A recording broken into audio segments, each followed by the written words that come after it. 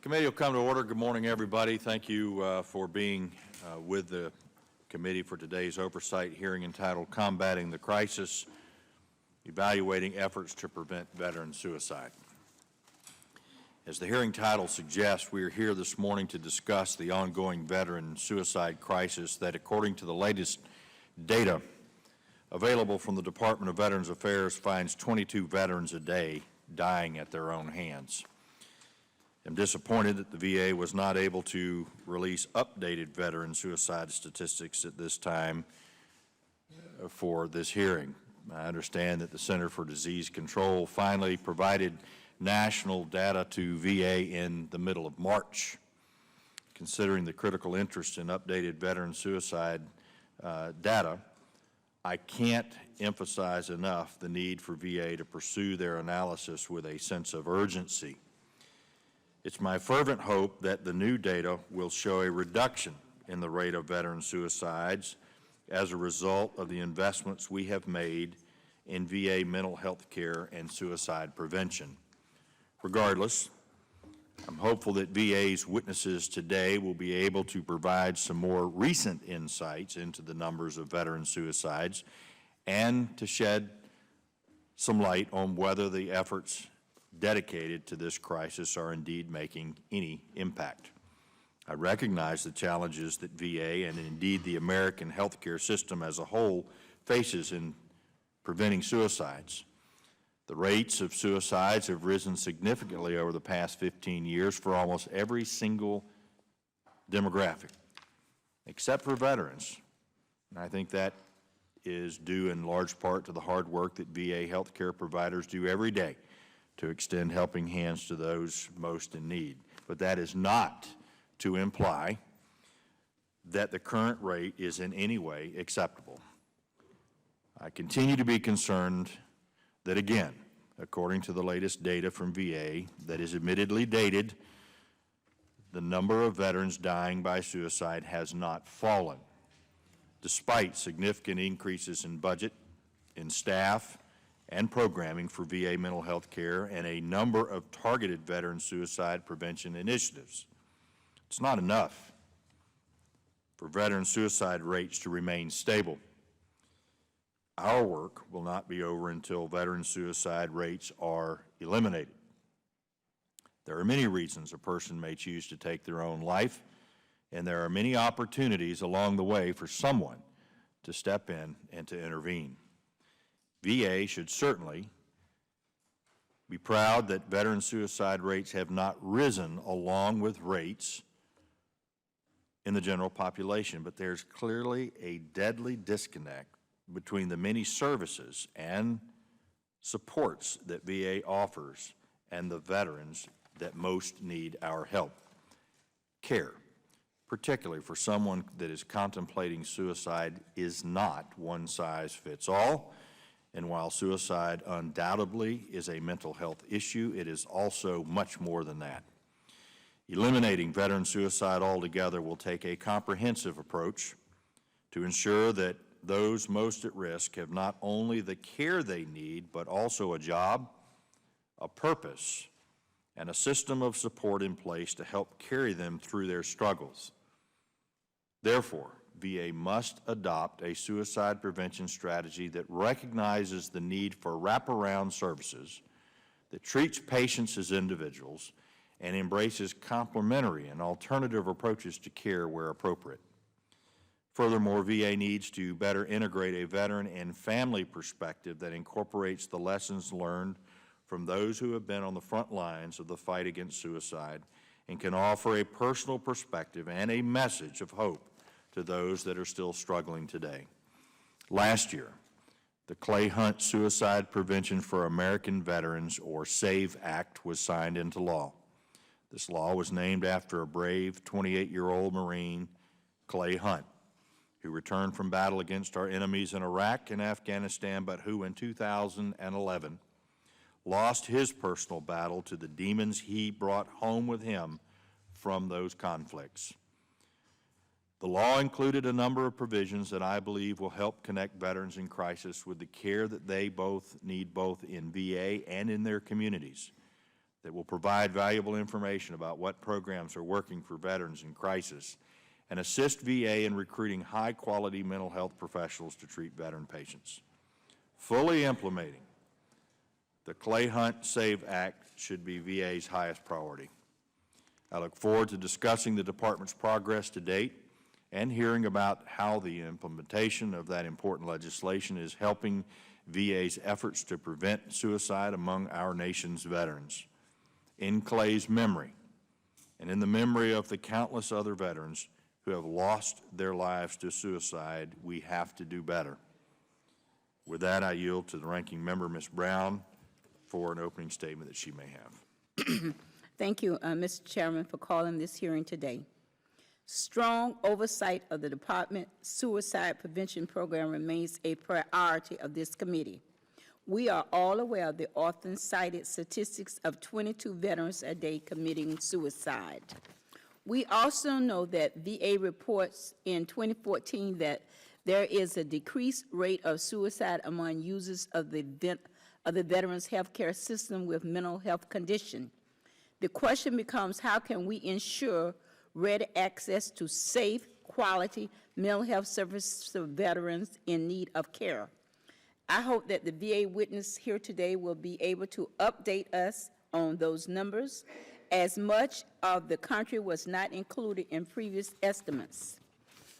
My subject that concerns me relate to the new MyVA 12 breakthrough priorities. I understand that addressing the suicide problem is not one of those. Increase access to health care, improving comprehensive and pension exams, continuing to reduce homelessness, and transform the supply chains are all on the list. But specifically, reducing suicide is not included. Given that suicide nationally is considered by some to be a public health problem, I believe VA should include suicide prevention as number one, my VA priorities.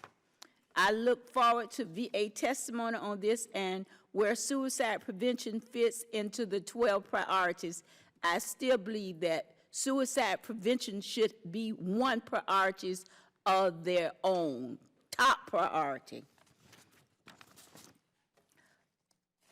Mr. Chairman, this hearing will also examine and implement the Clay Hunt Suicide Prevention for American Veterans Act, passed in the early days of 114th Congress. This law focused the nation on this terrible epidemic affecting veterans.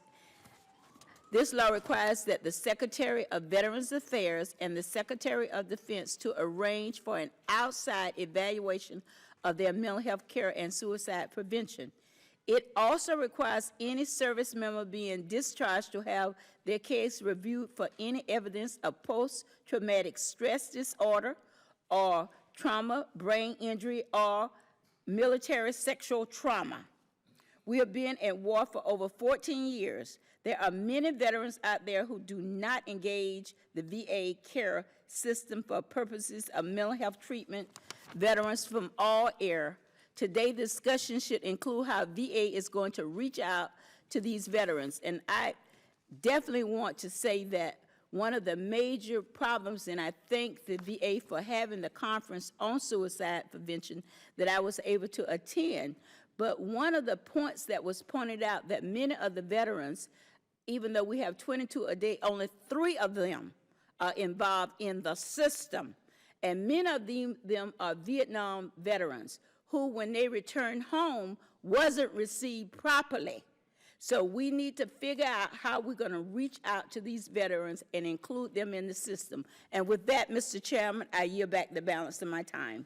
Thank you very much, Ms. Brown. With us this morning is Dr. Jackie Mafucci, the Research Director for the Iraq and Afghanistan Veterans of America, Joy Elam, the National Legislative Director for the Disabled American Veterans, Thomas Berger, the Executive Director of the Veterans Health Council for the Vietnam Veterans of America, and Kim Ruocco, the Chief External Relations Officer for Suicide Prevention and Post-Prevention for the Tragedy Assistance Program for Survivors. And we're also joined by Dr. Marie McCarthy, VA's Assistant Deputy Undersecretary for Health for Patient Care Services, who is accompanied by Dr. Harold Cudler, VA's Chief Consultant for Mental Health Services, and Dr. Caitlin Thompson, VA's National Director for Suicide Prevention. Thank you all for being here today to testify before our committee. Dr. Mafucci, you are recognized for 5 minutes. Thank you. Chairman Miller, Ranking Member Brown, and committee members, on behalf of IAVA, thank you for the opportunity to share our views on this critical issue. In 2014, IAVA launched the campaign to combat suicide, a result of our members continually identifying mental health and suicide as the #1 issue facing post-9/11 vets. This campaign centers around the principle that timely access to high-quality mental health care is critical in the fight to combat suicide. The signing of the Clay Hunt SAVE Act into law was an important first step. We thank Richard and Susan Selke for courageously inspiring us all to do the right thing, Congress for passing this legislation, and the VA for their commitment to fully implement the law. We knew it would take time, and we're pleased that we've been included in the process. We're committed to working with the VA Congress and our VSO partners to progress both the SAVE Act and new initiatives that are certain to follow. Personally, I've been working on this issue for about 8 years, and never in that time have I seen a movement around this issue so strong or a collective will so unified than in this last year. The conversations are moving to action, and it's our responsibility to make sure that this continues. So today I'd like to focus on 4 specific areas critical to progress: access to care, interdisciplinary approach to care, supporting those most at risk, and the importance of research. In IAVA's annual member survey, over 80% of members with a mental health injury reported seeking care. This is an increase from our last survey. They continue to emphasize the role of the family and friends, with over 75% who reported having a loved one suggest they seek help, and as a result, getting that help. For those in care, 3 of 4 of our members are using the VA. This year, we saw over 75% of those using VA mental health services report little to no scheduling challenges, which is up 10% from last year, and comparable with those using a non-VA clinician. The same number were also satisfied with that care. But with more help seekers comes more demand, and it's critical to ensure that the VA is properly resourced to provide this high-quality care. Efforts are underway with the administration to bolster the VA workforce, recruiting medical students and improving curricula, but that's not enough. Beyond the challenge of a clinician shortage is the difficult task of hiring and retaining talent in the VA. The federal hiring process is confusing and lengthy, at times deterring or rejecting qualified candidates. It must be made easier. The VA needs to fully understand why staff are leaving. They need to know how best to attract and retain talent, and to use updated staffing models and real-time data to establish where the need is. Climate surveys are showing that in large part, VA is losing staff because of non-competitive salaries and low morale. We all play a role in workforce morale at the VA. We often forget to praise the dedicated staff who support VA's mission, some of whom are IAVA members. Our members have shared stories of the great work and dedication of these staff, relaying how these individuals saved their lives or cared for them in some of their hardest moments. We all must do our part to help celebrate what makes the VA good, while also focusing on how to make it better. Finally, we need to ensure that high-quality care exists outside VA. Just under 40% of the veteran population actually seeks care at VA, which means the current community clinical workforce needs to be equipped to support veterans and their families, and a recent RAND report suggests this is not the case. It's not even common practice to ask a military history. This has got to change. But beyond asking about military histories, community care doctors need to know how best to provide treatment once they have the answer, and the VA and its academic partners are best equipped to lead this effort. But it's not just about mental health care. In February, IAVA and VVA called upon the Secretary to elevate the VA Suicide Prevention Office, and we're pleased that that call was answered. While mental health is a major aspect of suicide prevention, it's not the only aspect. There are social factors that impact this as well. For the VA Suicide Prevention Office to truly take a public health approach to decreasing suicide, it must have impact wherever veterans and their dependents go. Within VA, this has to include VBA. So we ask Congress to ensure that the office, the Suicide Prevention Office, is fully resourced through a line item on the budget so that it can be certain to carry out its critical mission. We've also been focused on veterans with bad paper. This is a community that's been identified at high risk for suicide and homelessness. We can do something about this. IAVA urges passage of the Fairness for Veterans Act as part of the solution, but we also know that we together need to come up with a comprehensive solution with Congress, DOD, and VA. And yet, with all of this, we simply don't know enough yet, and this is where the research piece comes in. We know that suicide impacts seniors disproportionately, but we don't know why. We know that women vets have a high rate of suicide but don't understand how best to intervene. This is why IAVA supports the House-passed Female Veteran Suicide Prevention Act and calls on the Senate to take immediate action on the bill.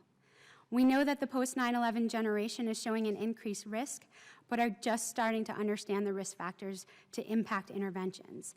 More research and evaluation is critical to developing these interventions. We simply cannot solve what we don't understand. The VA has a wealth of research and a wealth of data, and they need to call upon academics to partner with them. And so we're asking the VA to open up their data and invite academics to help be their army to look at this data and help us find the solutions. All veterans deserve the very best our nation can offer.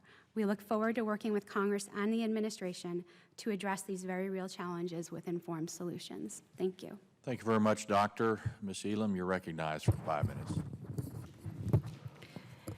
Thank you, Mr. Chairman. We appreciate the opportunity to testify as well on this important issue. Over the past decade, VA has enhanced and promoted a comprehensive set of mental health services, including integration of mental health into primary care and a goal of improving access, minimizing barriers, and reducing stigma.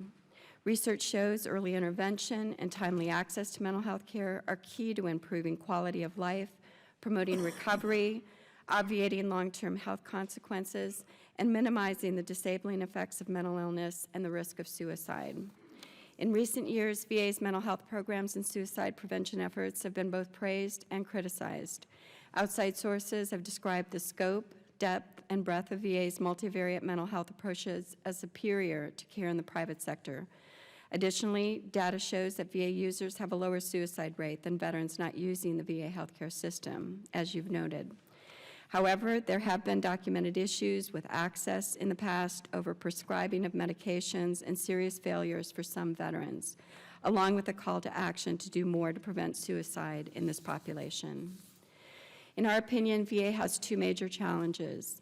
One, to ensure it meets the diverse needs of an increasing number of veterans, enrolled veterans who need specialized mental health services. And two, how to effectively outreach to veterans who are not using VA but are in crisis or in need of help. Younger veterans indicate they prefer a variety of non-traditional therapies over medication, such as web-based life coaching, yoga, meditation, and acupuncture. While VA is steadily increasing the availability of these non-medical approaches, there is still variability of access to complementary and alternative services across the system. This past weekend, DAV, along with a group of community-based organizations, sponsored a Spartan Weekend for ill and injured veterans, centered on the promise that they would not take their own lives without reaching out to someone for help. The event reached 1.8 million Facebook and other social media users and resulted in a number of veterans reaching out for help for the first time. We believe these types of community events will be essential for connecting non-VA users to the mental health services they need.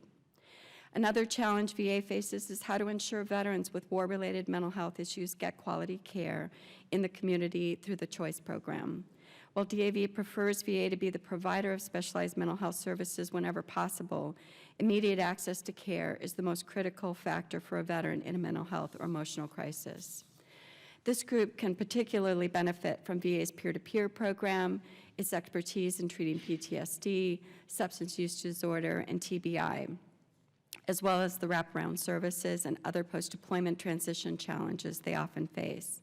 If a veteran with mental health issues needs to access care in the community, we urge VA to routinely follow up with the veteran to ensure the patient is receiving quality and effective care from a provider with expertise in treating veterans with war-related or sexual trauma. Another area we recommend VA put focus on is crisis management.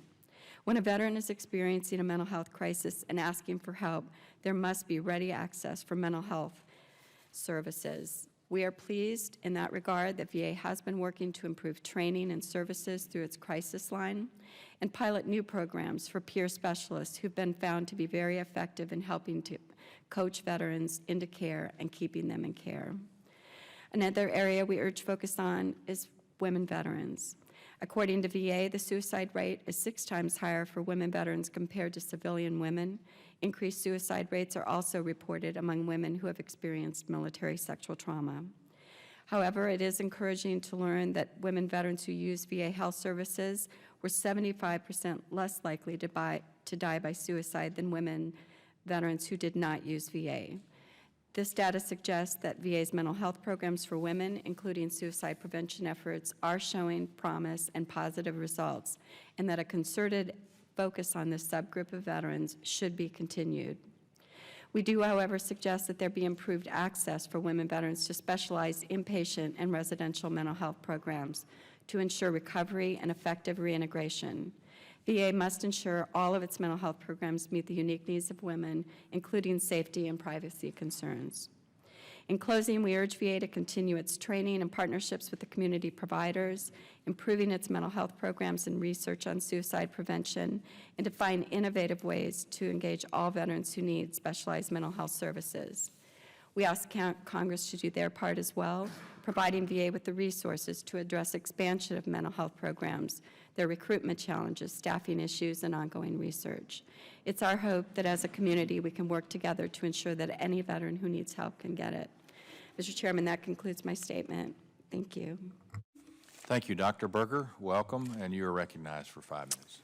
Thank you, Chairman Miller, Ranking Member Brown, and distinguished members of the House Veterans Affairs Committee. Vietnam Veterans of America thanks you for the opportunity to present our testimony regarding the Department of Veterans Affairs' efforts to reduce suicide among veteran population. The timing of this HVAC hearing is particularly important, as some of you may have read the recent National Center for Health Statistics report that found that suicides in the United States has surged to the highest levels in nearly 30 years, with increases in every age group except for older adults in the age group, both men and women, over the age of 75. The overall suicide rate has risen by 24% from 1999 to 2014, according to that report. And the increases were so widespread that they lifted the nation's suicide rate to 13 per 100,000 people, the highest since 1986. There's absolutely no doubt that this country is in the midst of a public health crisis with suicide, and nowhere is that any more true than in the veterans community, as we learned back in February 2013 with the VA's report on veterans who die by suicide. In particular, that report painted a shocking portrait of what's happening amongst our older vets, my cohort and those who served before me, because almost 3/4 of the veterans who commit suicide, based on that report, are age 50 or older, according to that report. And even though suicide's become a major focus for the military over the last decade, most research by the Pentagon and the Veterans Affairs Department is focused on men who account for more than 90% of the nation's 22 million former troops. Little has been done or focused on female veteran suicide until recently. According to an LA Times article in July 2015, and by the way, I have to apologize, my written testimony says July 2016. I can't read into the future, and I need to get my autocorrect fixed on my machine. Anyway, the suicide rates are highest among young female veterans for women ages 18 to 29. veterans kill themselves at nearly 12 times the rate of non-veterans. And according to that same Times article, amongst that cohort that was looked at, the suicide rate of female veterans closely approximate that of male counterparts. In effect, women vets at 28.7 per 100,000 versus 32.1 per 100,000 male vets. But we also can't forget, as the chairman has alluded, that it's from that 2013 report that the figure of 22 veteran suicides per day is calculated. This number is suspect because of the data only representing numbers reported from 21 states from 1999 through 2011, and did not include states with massive veteran communities like California and Texas, which didn't report their suicides to the VA at time. Therefore, VA calls for an updated veteran suicide report that includes data from all 50 states and U.S. territories, and also, we strongly suggest that VA mental health services develop a nationwide strategy to particularly address the problem of suicides amongst our older veterans. Now, obviously, I'm speaking on behalf of our Vietnam veteran era group. At the same time, we understand that it's very challenging to determine an exact number of suicides. But we've got to overcome the barriers, identify and overcome the barriers that prevent our service members from seeking the help that they need and that they deserve. VBA is heartened, in particular by the efforts the VA has made since February 2016, including those efforts that were mentioned by Dr. Mafucci earlier. While these initiatives are laudable, VBA also believes strongly they cannot be fully successful without a significant increase in the recruitment, hiring, and retention of VA mental health staff, as well as timely access to VA mental health clinical facilities programs, especially for our rural veterans. And this committee is in a position that can ensure that our veterans and their families are given access to the resources and programs necessary to stem the tide of veteran suicide. Once again, on behalf of VVA's national officers, board, and general membership, thank you for your leadership in holding this important meeting, and I'll be glad to answer any questions. Thank you, Ms. Morocco. You're recognized. Chairman Miller, Ranking Member Brown, and other distinguished members of the Veterans Affairs Committee. The Tragedy Assistance Program for Survivors, TAPS, thanks you for the opportunity to share stories from surviving family members of service members and veterans who have died by suicide. These families are honored to have a voice in this process, and they gain healing from the thought that this testimony in remembrance of their loved one may in fact save a life.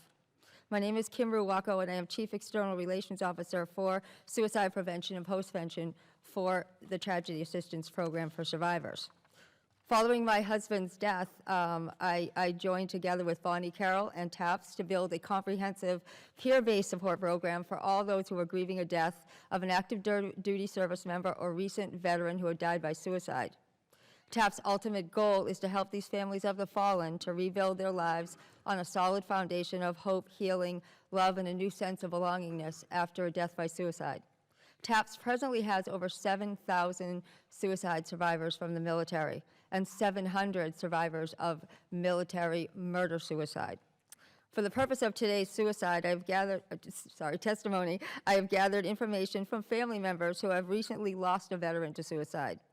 Survivors of military suicide hold a wealth of information on the multiple factors that lead up to this kind of death.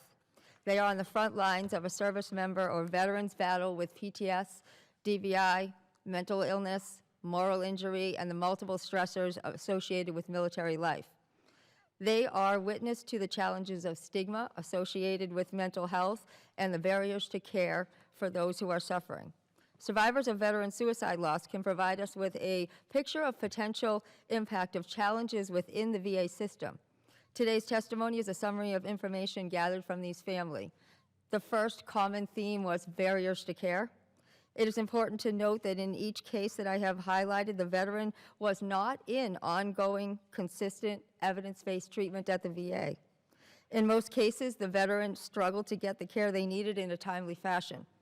In some cases, the veteran himself or herself was the first barrier to good care because of their cultural beliefs, their stigma regarding mental health. This reluctance to share their true story, fear that they would not be believed, or insistent that they need to push through and suck it up, in combination with institutional barriers, can become a perfect storm for those veterans that are suffering. Families of these veterans struggled to help their loved one and often became frustrated and overwhelmed with navigating the system. Many of them expressed frustration with the lack of their involvement in the assessment and treatment of their loved one. They claim that part of the veteran culture is to not complain or admit to emotional and physical pain, and to downplay how serious their issues actually are. Families feel strongly if they were present for intakes and evaluations, they would have had a more accurate diagnosis and treatment plan. Most families state that it was difficult to get to the veteran to go and agree for help, to get help, and then when they did go, it was usually during a crisis period, and there was long waits or inability to see someone at that time, or a misunderstanding of their struggles and a misdiagnosis. The second theme that was throughout all of our families' conversations was the quest for peer support. In each case, the family tells TAPS that the veteran only wanted to talk to someone else who had been there. The veteran had a lot of shame and guilt about the symptoms they were feeling and thought that these symptoms were a weakness in them and not an illness. This false belief became a barrier to getting timely, appropriate treatment. Peer support can be used to build trust and eventually leads to an understanding that their symptoms are real and valid and that there is treatment that works. Peers serve as a beacon of hope that those are struggling can offer a roadmap to navigating the system. So here are our recommendations based on our findings. We have to increase the number of mental health providers that are trained in evidence-based best practices for treatments of these injuries and illness. At each contact, a veteran should be able to get appropriate mental health care in a timely manner, and this is especially true in crisis points like ERs, outpatient clinics, and primary care. 2, the families would love to develop advocacy and information groups that can offer support and guidance for those who are supporting a veteran so they could get answers. Number 3, develop an avenue for family members to call for professional advice and get guidance on symptoms, treatment, and how to get their loved one into care. 4, make peer support specialist a line item. Peer support is an invaluable tool and reciprocal relationship that adds value to all involved. Peer support specialists can be used to reach out to these veterans where they are and build a bridge towards treatment and help them stay in treatment. And finally, 5, increase incentives for and streamline process for peers to become mental health professionals. In the case of veterans, personal experience adds a level of trust and credibility that greatly increases the probability of a veteran seeking treatment and staying in treatment. Thank you so much for listening to us today. We have many families that came to me and would like their stories heard, and we have those available to you if you'd like to hear them in the future. Thank you very much. Thank you very much for your testimony. Dr. McCarthy, you're recognized for 5 minutes. Good morning, Chairman Miller, Ranking Member Brown, and members of the committee. Thank you for the opportunity to discuss the effectiveness of the Department of Veterans Affairs mental health programs and our efforts in preventing veteran suicide. I am accompanied by Dr. Harold Cudler, Chief Consultant for Mental Health, and Dr. Caitlin Thompson, National Director for Suicide Prevention. VA has developed the largest integrated suicide prevention program in the country. We have over 800 dedicated and passionate employees, including suicide prevention coordinators, veterans crisis line staff, epidemiologists, and researchers who spend each day preventing suicide, caring for veterans. Our overarching strategy enhances veterans' access to high-quality mental health care and implements upstream programs designed to help veterans before they consider suicide. Veterans who reach out for help must receive that help when and where they need it in a way that makes sense for each of them. We do have a good story to tell today, one in which we wish to share hope and progress, in which we want all veterans to know that VA is here to help. But the rest of the story is we still have work to do. We're pleased to share our progress and the opinions of others outside of VA about the quality of our efforts. On February 2nd, we hosted a summit on preventing veteran suicide, a call to action, to bring together veterans, families, other federal agencies, community partners, veteran service organizations, subject matter experts, members of this committee, and other key partners to enhance our work on suicide prevention. Powerful for so many attendees were the stories shared by veterans and their families. These stories truly resonated with us. Just as we don't prevent sudden cardiac death only when it's happening, we know that suicide prevention does not necessarily begin with our crisis line or other interventions when suicide is imminent.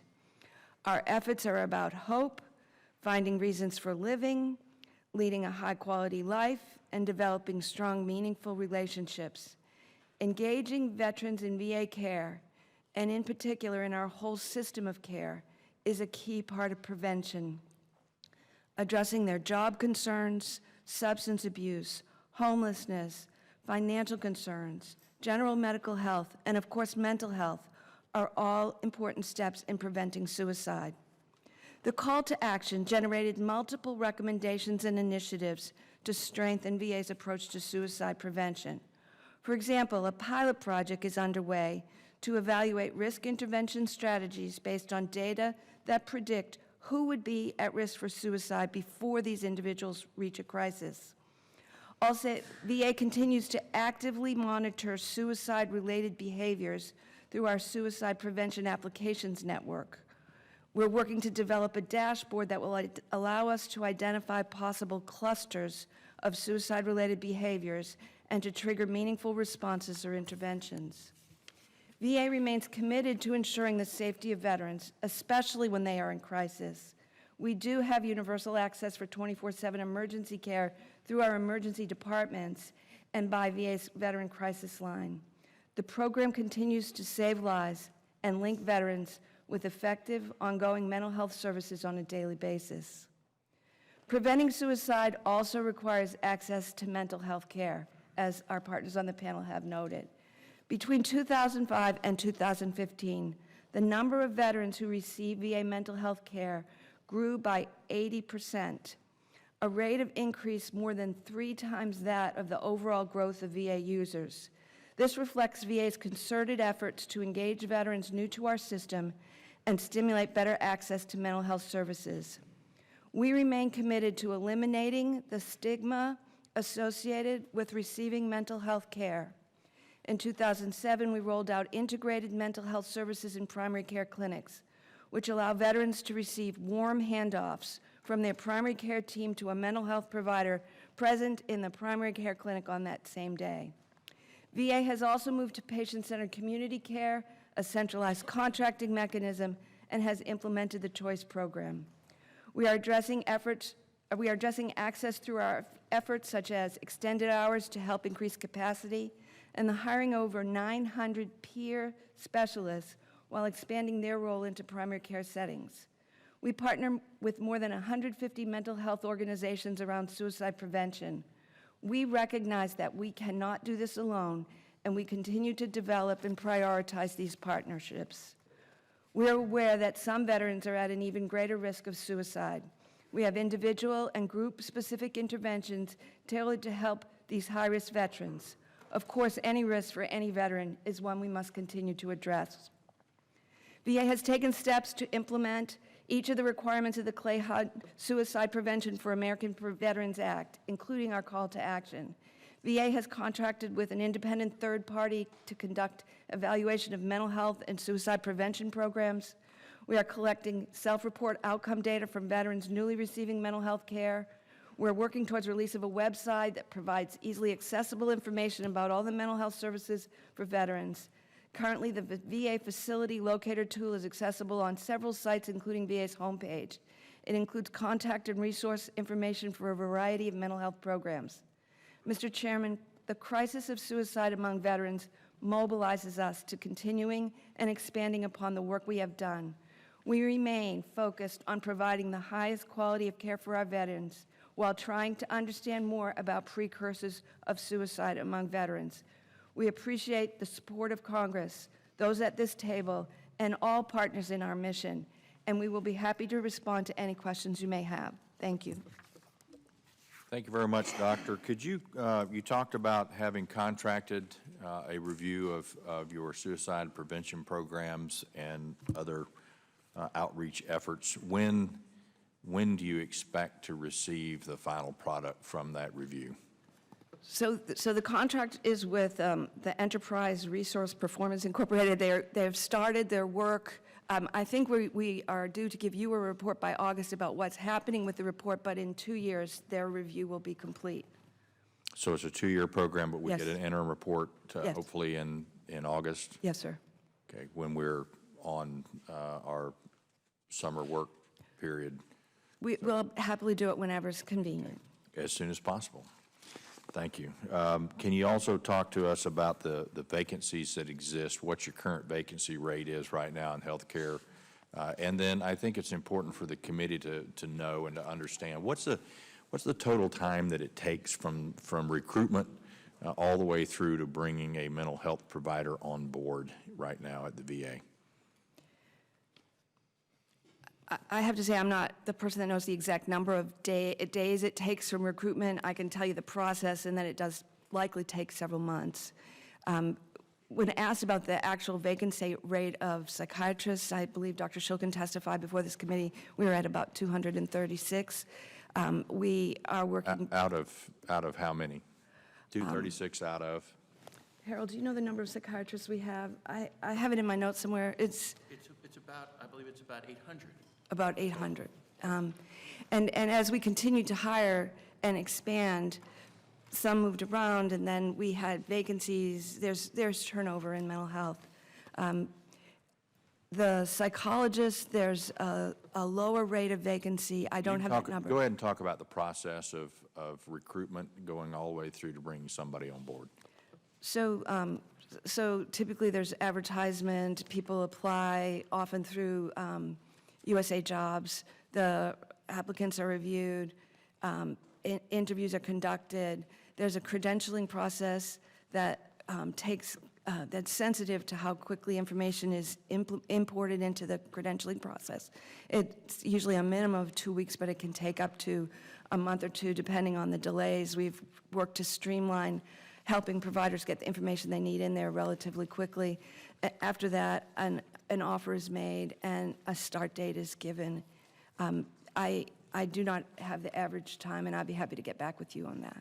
Okay, and we talked a little bit about the Clay Hunt Yes, sir. Suicide Prevention Act, and according to the figures that I have, because of the enrollment period being extended, there have been almost 1,000 veterans that have been enrolled into the VA healthcare system. What have you learned from those roughly 995 individuals in regards to your outreach to them, and what can be done to provide more information about current programs? Thank you, sir. The question really is not just what we learned from them, but also other veterans as well that have chosen not to come and see us. What we learned also as part of the call to action, part of the Clay Hunt implementation, was people want us to make it easy for veterans who are leaving the military to enroll in VA healthcare. So we have worked with DOD, and we have that work currently ongoing with our Health Eligibility Office to try and decrease any barriers to help have every person leaving the military have a health plan when they leave. We've done that especially already for people that have been engaged in mental health care, but now this is for all of them to have a health care plan when they leave. And so what we're looking at is not automatic enrollment, but essentially close to that, so that if they haven't chosen or indicated another health care system, we would like to decrease any bureaucracy or any barriers for them receiving health care and get them enrolled in VA very quickly. What are the biggest barriers that you've heard that they feel like they have to overcome to get into the system? On some level, there's a sense that some veterans do not understand that they're entitled to care. And for our vets who are post 9/11 who are leaving, there's that 5-year eligibility window. There really should be no barrier. We have treated women veterans who said, literally in a clinic, I didn't know I was eligible for services. And so we have to change our messaging to be more welcoming to all of our veterans. We, as much as we try, we have people at outreach events. Our suicide prevention coordinators do 5 outreach events a month. We go to the welcome home and the yellow ribbon ceremonies and so forth. But something is not happening where people are not understanding that they're eligible, or else they're choosing not to come. Thank you. Ms. Brown? Go with the committee, and then I'll last. So the person, who's the first Mr. person? Takano? Yes. Thank you, Mr. Chairman. Mr. Chairman, before I want to thank all the witnesses for your testimony. I also want to make a pitch to you, Mr. Chairman. Mr. Kaufman held a wonderful reception for a group of people from Colorado that did a wonderful video, in which you're partly featured. And I hope that we can do something to encourage the committee as a committee to take the time to view that. It goes very deep into the topic of PTS. And I hope that you might, with encouragement, with the help of Mr. Kaufman and Mr. Perlmutter, do that. Why don't we do this? I'll spring for the pizza, and we'll have a showing of that here in the committee room in the very near future. I haven't seen it, but I understand it's very good. It's very good, very powerful. It is long, but I think it'll give committee members other ideas that we need to follow and follow through on. Well, the director, Stefan Tubbs, is a very impassioned advocate.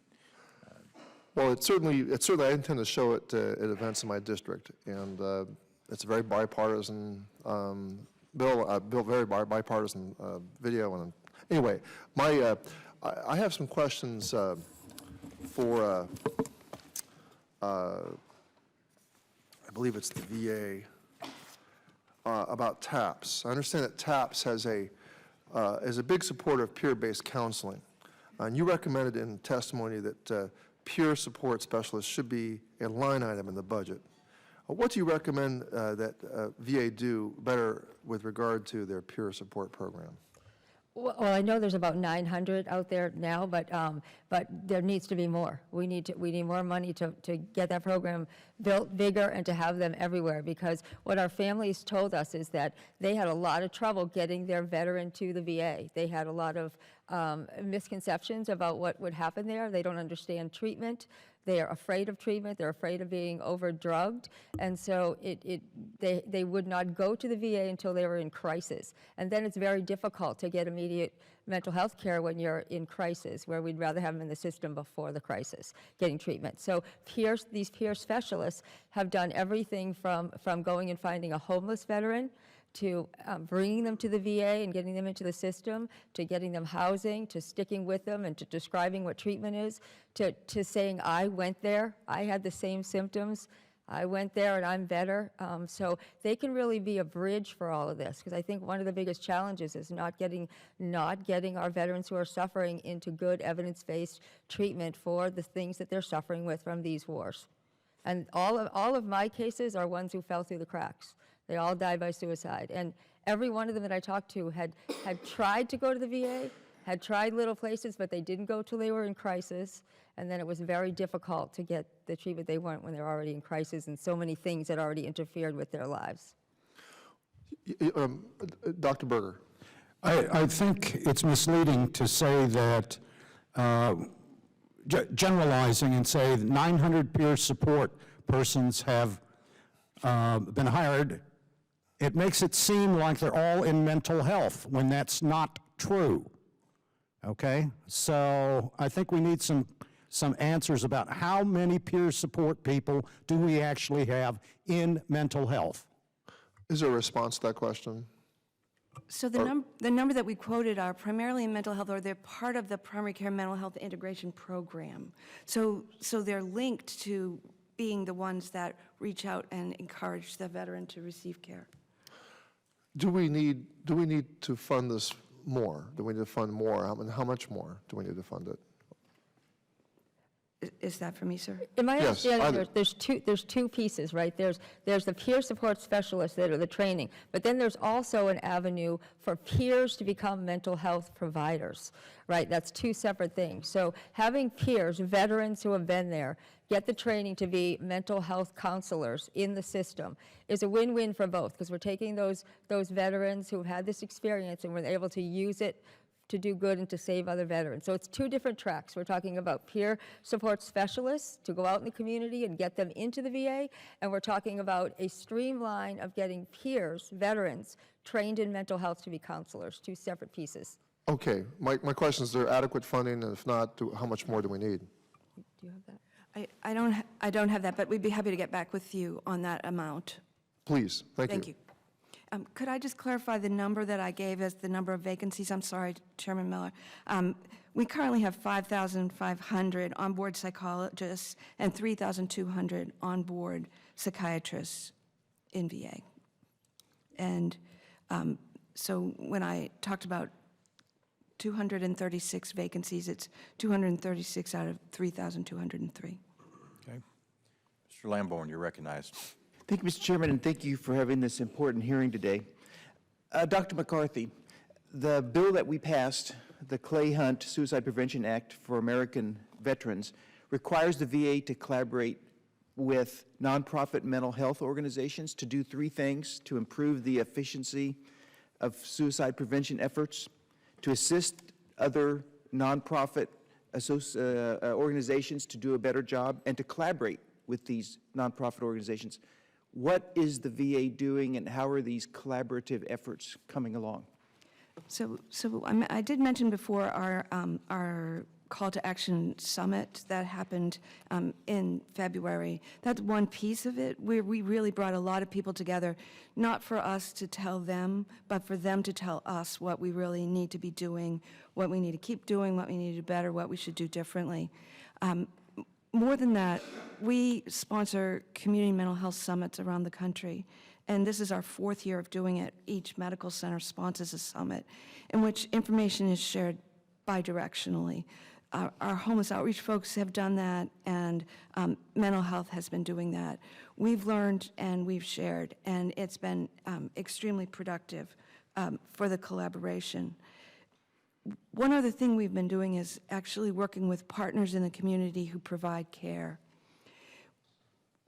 We realize that, especially as part of Choice, there are veterans that are out there receiving mental health care, and we want them to have a warm, welcome reception in the community, just like we want for them to have that at VA. We've developed, in partnership with DoD, a military competence training for providers. It provides up to 8 hours of continuing medical education free for community providers or internally, for people to be able to understand the language and about taking a military history. We've also lobbied to have a CPT code added for taking a military history, which is part of a reimbursement mechanism in the private sector, so that people will be encouraged and financially rewarded for doing that. Okay, thank you. And Dr. Berger, I'd like to ask you a question about research, and I think we all agree there needs to be more research. You said that about 70% of veteran suicides are people of the among males, is people of the age 50 and older, and according to your chart, 85% of male veteran suicides are age 40 or older. Well, sir, So my question is, let's say Vietnam era veterans who served 40 to 50 years ago, in this, let's say between 65 and 75, 1965 and 1975, tell us about the connection between that service and a suicide at the age of 70 or something like that. And I understand probably every suicide is for unique and personal reasons, but what does research tell us about the connection there?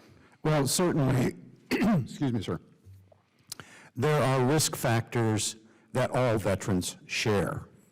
There's no denying it. But at the same time, as we age, there may be additional risk factors added to the pool. For example, in the case of our older vets, it may involve insurance, health insurance kinds of things, if they're not enrolled in the VA in particular. There may be family issues that surface at that time. The structure in our lives changes. But at the same time, I'm not aware of any focused gerontological research on these different aged cohorts and which risk factors may be important at particular points in time. Okay. Thank you, and I appreciate the work of every one of you on the panel. Our hearts go out to those who have committed suicide at whatever age, and so thank you for your preventative work. Mr. Chairman, I yield back. Thank you, Mr. Lamborn. Ms. Brownlee, you're recognized. Thank you, Mr. Chairman, and I wanted to thank Dr.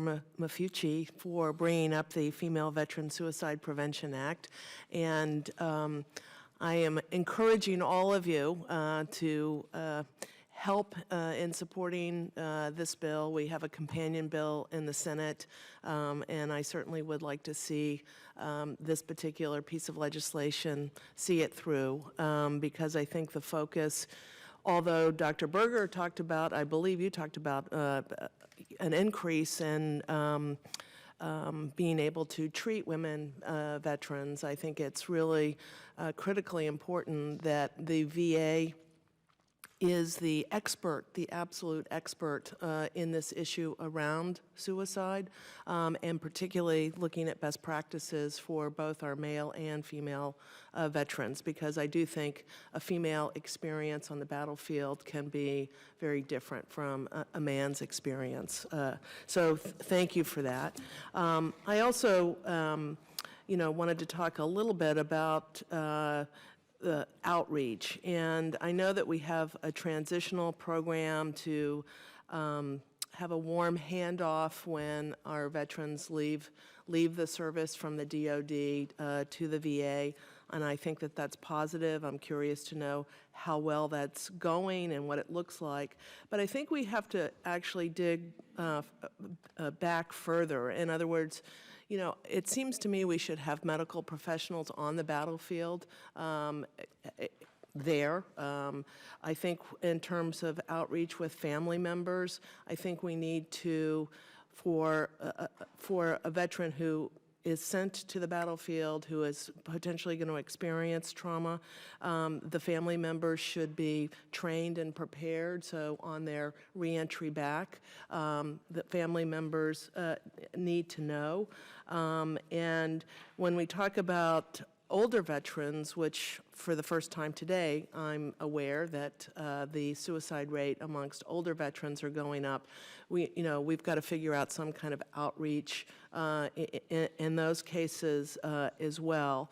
But I do think that I think we train our men and women to go to the battlefield and be prepared to save their physicality and their physical health, but we also need to prepare them to survive their mental health as well. And so I think we have to go further back, starting really at the beginning, so that people are knowledgeable and aware, and even the veteran can be aware of their own behaviors and help themselves. So I guess the question that I would like to answer, or to get some answers from, is really how this handoff situation from the DoD to the VA is really working. How do these handoffs take place? What are they looking like? And are we collecting some data on that to figure out if this kind of warm handoff is actually working?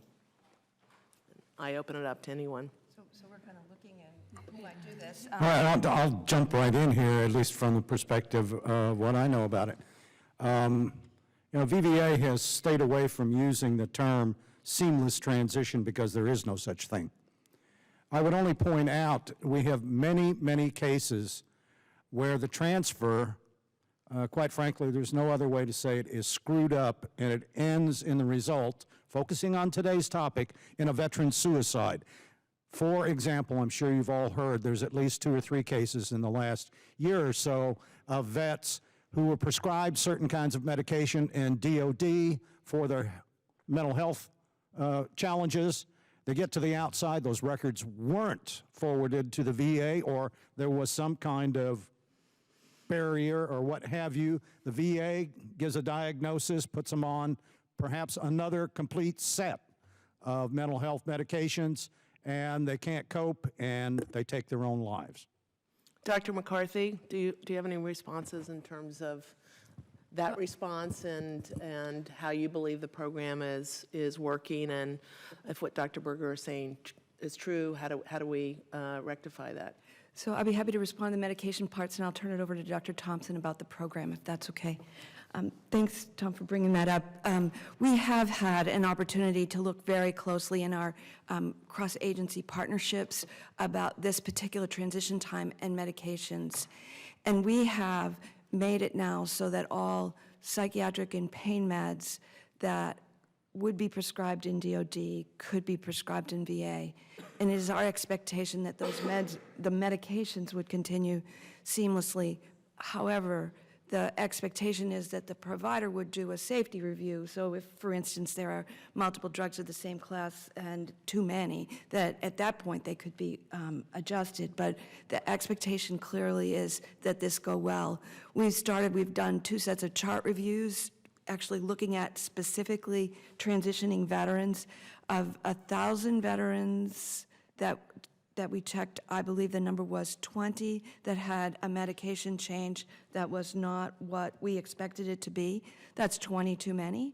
And so we've provided feedback to those providers who made that change. We've also increased our education program specifically about meds. But I'd like Caitlin to talk about the transition program. Well, my time has run out, but maybe we can follow up. I yield back, Mr. Chairman. Thank you, Dr. Rowe. I'll yield my time to answer the question. Thank you, sir. So we also have what's called the In Transition Program, which is a coaching model so that service members who have difficulties with mental health are given a coach while they're still in service, who then help them and make sure that they have that transition point across to the VA. But we really take all of this extremely seriously, especially because we know, and for older veterans, but also for others, that those veterans who are going through transition in any way are at very high vulnerability for suicide risk. Okay, thank you. I want to start by, first of all, thanking the VA. I think you all have, I think you do have the largest comprehensive mental health program in the United States. And it's not perfect, but it's certainly better than it was 7 years ago when I first got here, 7.5 years ago. There's no question the focus that the Congress has given and the VA has given has improved things. One of the things that's hard to do in suicide, and first of all, as a practicing physician, was to identify those people who are at risk, because it's a silent demon that you carry around you don't share with anyone. And I think one of the things that we've learned today is that when patients, veterans do get into care at the VA, their suicide rate goes down. I think we have figured that out. Number two, I think we've also learned that the hiring process at the VA is ridiculously long and should be shortened for not just mental health, but other providers of health care. I think that's got to be shortened, and I don't know what takes so long. I've hired multiple physicians in my career, and it doesn't take that long. It's not that hard to do your background checks and so forth to find out what you need. I think the other thing that has been brought up, and what is confusing about this, is when you look at the data, and I think the cohorts of people are different. For instance, us guys, Vietnam-era guys, that's a different cohort than the younger veterans that are leaving. And when you look at the suicide data from 2001 to 7, non-deployed veterans had suicide rates higher than deployed veterans, which is confusing for us. The fact that why does that happen? So I think more research is important, and I think one of the things that we have to do, family and friends, and there is no question. I looked at data years ago when I was in practice that showed that somebody that went to a psychiatrist had a higher rate of suicide than somebody talked to their best buddy. So having a good friend to talk to, and having someone that you pointed out very clearly, I think you need to expand this program where you can touch a buddy that was in the service. Those of us who've served have a different look at things, a view of the world and so forth. And when you have somebody that's been down, that has put their overalls on just like you have, it makes a big difference. And I think that's a program that works, and it should be expanded. The other thing I want to encourage you to do at VA and outside the VA is get good data, because without that, you can't make the right decisions. You just cannot. And you can't group us all into one big group. We're different. You got to look at different cohorts with female, younger veterans, and older veterans like I am. So I'll stop there and let anyone make a comment. So maybe I could mention the data analysis that's going on right now, because we're excited about this. This is very different from what we did in the past, where we had to get data from the states, and some states gave us data and some did not. We have worked with CDC and with DOD and have requested data on everybody that had been in the military or the VA between 1979 and 2015. And so we sent multiple discs with data that could be matched with the CDC data for suicide. And it's coming back to us. It's very raw. It involves a lot of individual checking and so forth. We so wanted to have the data to share with you at the hearing. We don't. We were told that it would be analyzed by the middle of the summer, and we promise we'll get to you as soon as we can. But we're really excited because this is not state-specific, and it crosses ages, sexes, and all those other kinds of risk factors that we really want to be able to identify.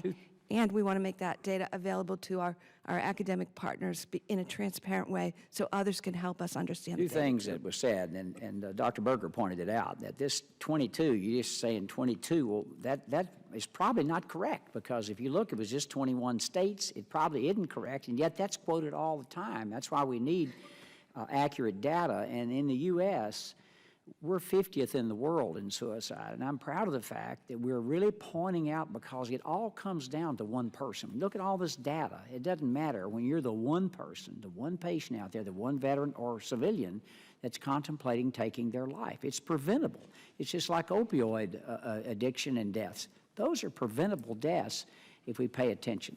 I yield back, Mr. Chairman. Thank you very much, Ms. Custer. You're recognized. Thank you very much, Mr. Chair, and thank you, Dr. Rowe, for setting up my comments on the opioids, because as I sit and listen, and by the way, this is one of the best panels I've heard since we've been here, but as I sit and listen, excuse me, there are so many corollaries. I'm a co-chair of the Bipartisan Congressional Task Force to combat the heroin epidemic. And we now have over 80 bipartisan members, and we're passing 15 bills this week. And I want to commend my colleagues on both sides of the aisle, and Jackie Walorski for her work on veterans. We were passed yesterday the Promise Act. But there's so many corollaries, and many of the same people. 4 out of 5 heroin users have a co-occurring mental health disorder, often undiagnosed and untreated. But I wanted to speak to you particularly, Ms. Ricocchio, I'm sorry.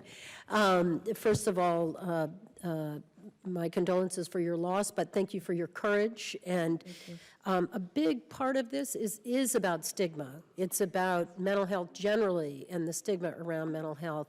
So one piece I want to convey to you is that we want to help you to be a leader on addressing stigma, and particularly for veterans. In New Hampshire, I'm very proud of a new program that we have that's called Ask the Question, and we're using this across the state. This is way beyond the veteran community. This is our entire healthcare community, mental health community, every person that comes in contact with anyone who comes before them, to ask the question, did you ever serve? My father was a World War II pilot. He was shot down. He was POW for 6 months. No one ever asked him this question. He never talked about it till he was well into his 70s, and it was only when my boys growing up started asking him all the questions. What was the plane like? What happened to you? What do you mean? What happened after you hit to the ground? You know, tell this story. So I'm curious about this peer support, because this is what one of my communities has just started for heroin use. Yeah. And it turns out that incredible psychological bond of someone who's been before you. And if you could talk more about how can we help you to grow that program? And then just generally for any of the witnesses, how can any of us here help with the stigma and the support? And then just lastly, I really want to commend a candidate, and I don't mean this to be partisan. To be honest, I don't even know his party. But this is in yesterday's Politico, one candidate's risky bet talking about his PTSD. He's running in Delaware, and he's a veteran. And it is a risky bet, but the courage for you as a family member to come forward and for others to come forward, I think is critical. Well, thank you so much. And I'm from Massachusetts, so I'm aware of that campaign, and it's a great campaign. And we actually have all been speaking together, like Caitlin and I work a lot together on messaging with the Department of Defense. And one thing we've really talked about is there is a need for all of us as a whole to change the messaging around the VA and around suicide. Good. You know, that number 22 that's been going around, we had a suicide in the veteran population about 5 months ago who left a suicide note, and in the suicide note said, I'm going to be one of the 22 today, why should I even try? So having the negative messages out there that it's an epidemic, that there's 22 dying a day is increasing hopelessness in our veteran population and the feeling of helplessness and the feeling that treatment doesn't work. It is the biggest barrier to them getting real good treatment with the demons that they're bringing with us from unresolved early childhood trauma and additional combat-related issues. So I think we need a campaign where we're all speaking with one voice about the people that are getting treatment, that treatment works, that more people are getting treatment and surviving than are dying by suicide. So that we can get those veterans out there really thinking, you know what, there's others that have gone through this, they've survived it, and they're doing well, because we have amazing veterans in our communities that are doing unbelievable work. And we have peer-based programs all over the country, like Red, White, and Blue and Team Rubicon, that are pulling these veterans together, are providing hope, and are real beacons of who these veterans really are. Who they're loyal, and they're smart, and they're dedicated. And so we've got to start a campaign that looks at that and talks about that, and stop focusing on the fact of how many have died. We've raised the awareness. We know it's a problem. Let's get in forums like this and fix the problem, but at the same time get a message going out there that treatment works, and it doesn't have to be that way. So I think that's really important. My time is up. I'm sorry, we will have to come back on another round, but I would just say I saw the other night on television this Invictus that's going on this week with the sports, and so powerful, the hidden wounds of war. And this is part of what we're going through in the addiction community is anonymity has been such a big part of this, which is important for treatment. But for those on the other side to come out and start to tell their story is so powerful. So thank you so much for being with us. Thank you very much. Dr. Benishek, you're recognized. Thank you, Mr. Chairman. I, too, would like to thank you all for being here this morning. I just want to follow up on something with Dr. McCarthy that's been bugging me since I've been around here. And I don't know, I mean, is it emblematic of what's going on? Is it a sign of the sincerity of the VA? But I have an issue with when you call the VA hospital and there's an automated message that says, dial 1 for the pharmacy, dial 2 for the outpatient clinic, dial 3 for the OR, but if you have a mental health crisis, please hang up and dial a 10-digit number, okay? So this is a pet peeve of mine, all right? And I have been working on this, and not only in my district, they fix that, all right? Because I've been on it all the time. But as of this morning, in Michigan, the Iron Mountain VA and the Saginaw VA have fixed it, but there's still three medical centers in Michigan that you have to hang up and dial an 800 number. Now, I brought this up in committee a long time ago, and I'm asking why this is not fixed. And they said, well, it'll all be fixed in 6 months. Well, that was more than 6 months ago. And I'd like to know why we just can't fix this right now. Why does this change take so long? So, you agree it should be fixed, right? oh, sir, Is there anybody absolutely. I have good news. You want some good news?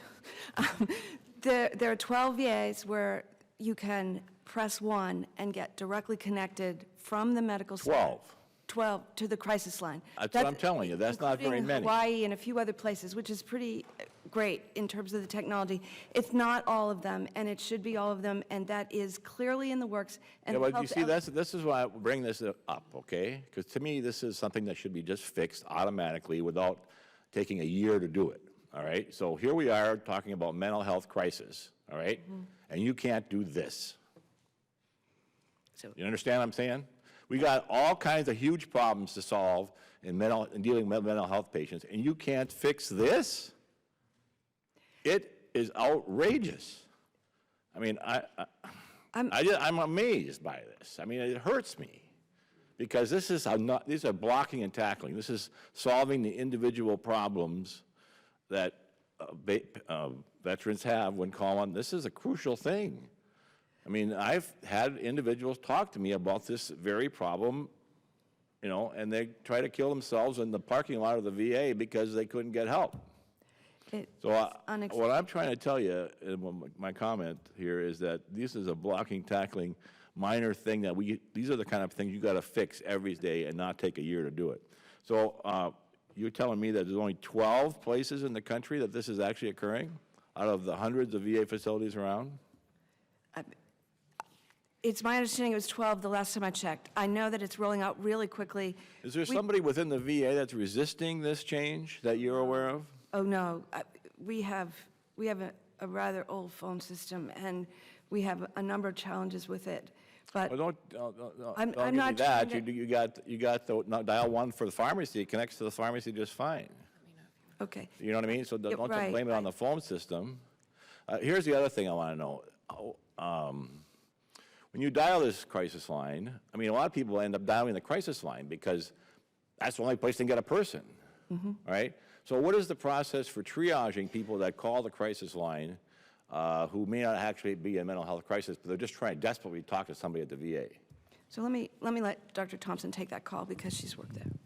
Thank you, sir. These are such important points, and I do want to, by the end of the summer, all of the VAs will have rolled out the Press 7 so that those Press 7 numbers get to the Veterans Crisis Line.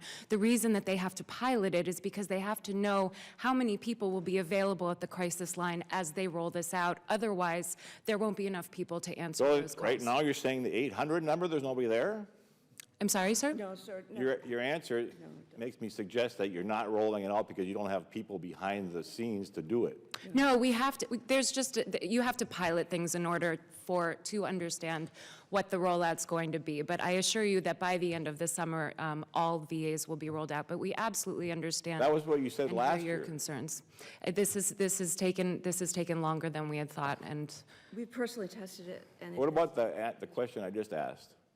About the... yes, sir. So when people, and I worked in the crisis line for 5 years, when people call the crisis line, there is a set of questions to ensure that the person isn't at immediate risk and they need somebody right away, which happens 30 to 40 times a day where somebody needs that immediate help because they're in the process of dying by suicide.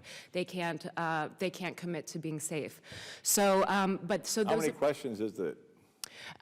I mean, it varies as far as, there are certainly like a few questions that are long does it important take? for a suicide risk assessment, How long does it take? to do a suicide risk assessment. On the phone, yeah. The immediate question is are you safe right now, really? And that's an immediate question. And then there needs to be developed a rapport with the person who is calling. So many of the people that call, this is the All first right, time they've okay. called. I'm out of time. before. Thank you. I would glad to give you some more if you need it. And I'm happy to keep answering the question, but Well, unfortunately, I don't know your answers or what he's looking for. It doesn't You know, I mean, to talk about a silly pilot on something as serious as this is just ridiculous. Mr. O'Rourke.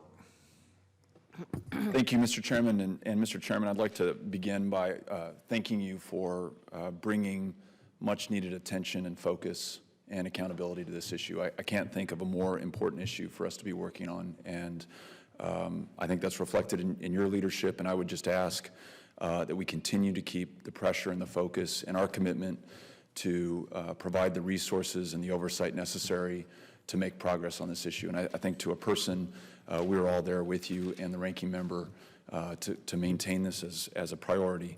And I want to thank everyone who's part of the panel today from the VA and from the advocate community for your help and focus, the information that you're bringing to this so that we can make better decisions, so that we can hold ourselves and the VA accountable for making improvements. And I want to echo the ranking member's suggestion that through you, Dr. McCarthy, this goes to the Secretary. He has 12 wonderful priorities for transformation of the VA. Not one of them is specific to reducing veteran suicide. And I authored a letter that the ranking member, Republicans and Democrats, signed asking for just that.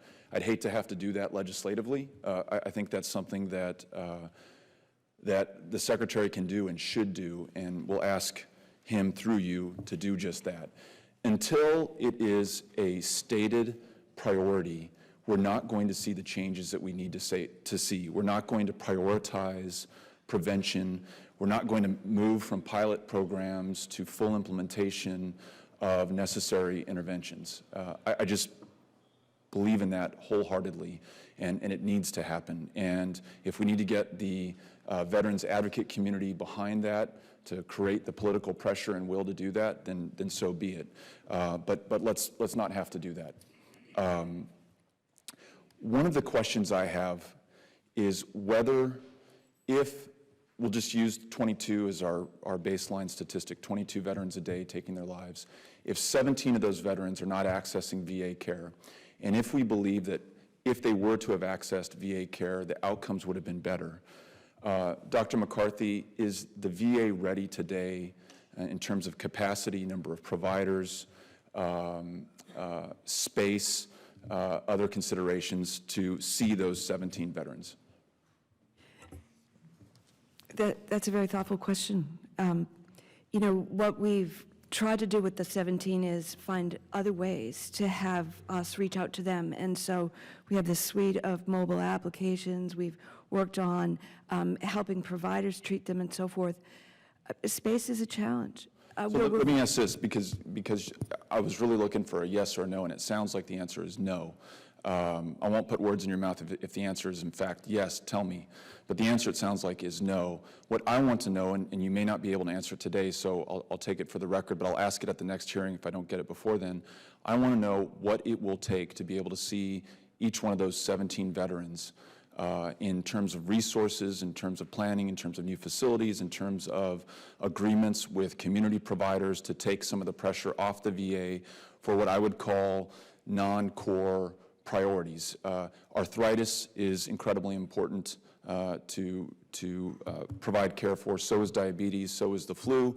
But if there's a community provider who can see veterans for those issues so that we can focus our hiring and our resources and our care for, as Dr. Rowe said, an eminently preventable condition, suicidal ideation, and ultimately suicide, then we should do that. I mean, we can prevent the loss of life. I can't think of anything more important for the VA to do. So my question to you, and through you to the Secretary, and I think each of us wants to see the answer to this, what will it take to see each of those 17 veterans? Now, it sounds like we're going to have an updated number this summer. Yes. And so the question follows, if that number is 25 and only 4 of those 25, we want to know what the other 21 are going to do. So would you mind providing an answer, a full, detailed, accurate, honest answer to every member of this committee? I'd be happy to do my best to get that answer to you, sir. You know, I took it when you asked me the question, did we have the capacity internally? And we do not have that capacity internally. When you mentioned community providers, we do have a network of community providers, but we're not up to speed with 100% of them in that position. So yes, we'll take your question, and I promise you we'll give you the answer to the best of our ability. Thank you. I yield back. Thank you. Mr. Huelskamp. Thank you, Mr. Chairman. I appreciate the opportunity to follow my colleague, Mr. O'Rourke, who has done tremendous work on this, bringing to the attention of the committee and recognizing the difficulties in his area, which are not just there, but thank you. And I want to follow up a little bit more on those questions. You mentioned the network of community providers. Can you describe how the CHOICE program has worked in terms of mental health care and meeting the needs of rural areas like mine and elsewhere across the country? So let me start with the CHOICE program. I can talk about the community care that was provided and the number of appointments that have been provided by CHOICE. I'm going to speak in somewhat round numbers, but in fiscal year 13, we had over 16,000 appointments in the community. In fiscal year 14, 24,000. When fiscal year 15, we had 31,000 in the community and over 3.4 thousand through CHOICE. The CHOICE program has grown. This year we have over 18,000 so far, and there are a number that haven't yet been attributed to the year that when people were doing the review. So the CHOICE program is growing, and we're grateful for that, and I know our veterans are. And the numbers on CHOICE, are those, do you know which those are based on waiting too long versus distance requirements? That, sir, I do not know. Okay, well, I do not know. Do you have a general figure on the waiting time for those that, and how do you calculate that in this particular situation? So our undersecretary has asked us to rethink access and how we talk about wait times, and to do that in a veteran-centric way. He said, really, the only important measure of wait time is the veteran's satisfaction with how quickly they've been seen. And so that is the direction we're moving toward in calculating how we're doing with access. We have an online or a kiosk means, in which we'll assess veterans each day as they're in our system, and did they get the care they needed when they felt they needed it. And a similar question, we have what we use is the SHEP survey, and other health systems ask the same question as part of the CAP survey, but that question is, was the care available to you when you needed it? And that really is how we need to think about access in a veteran-centric way. We want to be transparent, sir, and we just feel like as we've gone through all the descriptions of create date, desired date, all those other descriptors, we've managed to confuse a lot of people. And really, the most important person we want to satisfy is the veteran. And so our measures will... Well, in this situation, it's certainly not like other items in healthcare. We're dealing with suicide, yes, obviously, in a very serious matter. I'm not saying the others are not, but so what is the number? I heard the long description, how difficult. If you call and push 7, and you're one of the lucky 12 VAs, you don't have to dial the crisis hotline, how long does it take for you to see a mental health care provider? And do you not have that number, or tell us? So first of all, if you press 7 or you call the crisis line, that gets you to the crisis line where an assessment is made. Is this an urgent situation, just as was asked before? If the veteran is in urgent need and the veteran calls or comes to the medical center, our expectation is that that veteran is seen that day. Okay, they come to our emergency room, they're seen that day. An urgent need is seen that day. However, if they come to a place like a community-based outpatient clinic and it's, after hours or something and the clinic is closed, we need to understand urgency there. Our expectation is that the medical center, the parent medical center, has an emergency room where that person could be seen.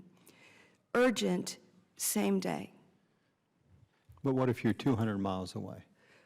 So then, if you're working through the crisis line, the expectation is that the crisis line assists you with getting the care you need, reaching out either to the medical center or to some, the suicide prevention coordinators in the medical center to arrange for that care. Urgent, the expectation. But again, a little more, and these are limited circumstances, but in rural areas, I don't think you have the network in my area that you certainly have elsewhere. What do they do? I'm just curious, and maybe it's individual circumstance. Each is one of these probably obviously is, but what do they do? When they're 200 miles away, they call the hotline, you say it's an urgent situation. What do you do next? So Caitlin, who has worked that hotline, will explain this. Yeah, certainly. And this happens all the time. The crisis line has received calls from people who are in the middle of lakes. And so there, you get that emergency person immediately to that person. If the VA is 200 miles away, they're going to immediately go to the closest facility. And all of that is coordinated with, between the crisis line and the local officials. Local official, I sort of dig into this, but unless the CHOICE program is working well, which in some cases it's not, You're just going to call, who would you call? So I think we're Unless you talking, have a might be network. talking about a couple of different things, but in terms of an imminent situation, someone says, I am feeling suicidal, the Veterans Crisis Line will get them to whoever is available at that moment, the closest person, and then they can coordinate that care afterwards. Well, and I appreciate, I'm sorry, Mr. Chairman, Roy, this is not just with veterans, it's plenty of others. Where's the network? And I'd be curious in the state of Kansas and elsewhere, show me who you would call, because I doubt that you have a network up that you can pick up the phone and say, I know who to call out in the middle of western Kansas, and say, we're going to, and again, we're 200, 300 miles away, and in every other care, they're expected to drive until we did the choice program. So if we could have some follow-up discussion in my particular area, what do they do? Because I'm hearing from veterans, I'm hearing from folks that are active duty as well, what do they do? Yep. And they, and the phone's not working, but these emerging situations, and long-term as well, what do you do after that? What do you do? Exactly. 2 months later, and you're in some type, and there's no much of a that's- network there. Yeah, and that's the crux of suicide prevention, so I'll look forward to talking. Okay, thank you, Mr. Chairman, I apologize for my. Thank you. Ms. Rice, you're recognized. Thank you, Mr. Chairman. I'm going to direct this question to Ms. McCarthy. I have heard from many veterans who separated from the military with what's called an other than honorable, right, discharge. We all know that. That was their designation. And these veterans are often the ones who are the most difficult to reach out to, because depending on the discharge, they are not able to access many VA services like health care, housing, or employment help. The VA's characterization of discharge process is, we all know, very messy. It often takes years before a decision is made on whether or not a veteran can have a reclassification so that they are eligible for these benefits. And I want to just take a moment to thank our colleague, Mike Hoffman, for introducing the Veteran Urgent Access to Mental Health Care Act to ensure that all veterans, regardless of their discharge designation, can access the care they desperately need before something tragic happens. I mean, it seems to me that that's about as big a red flag as you can have for someone who might be have suicidal issues, right, because of that designation. So what I want to know is what is the VA doing specifically to increase outreach to this most vulnerable population of veterans with other than honorable discharges?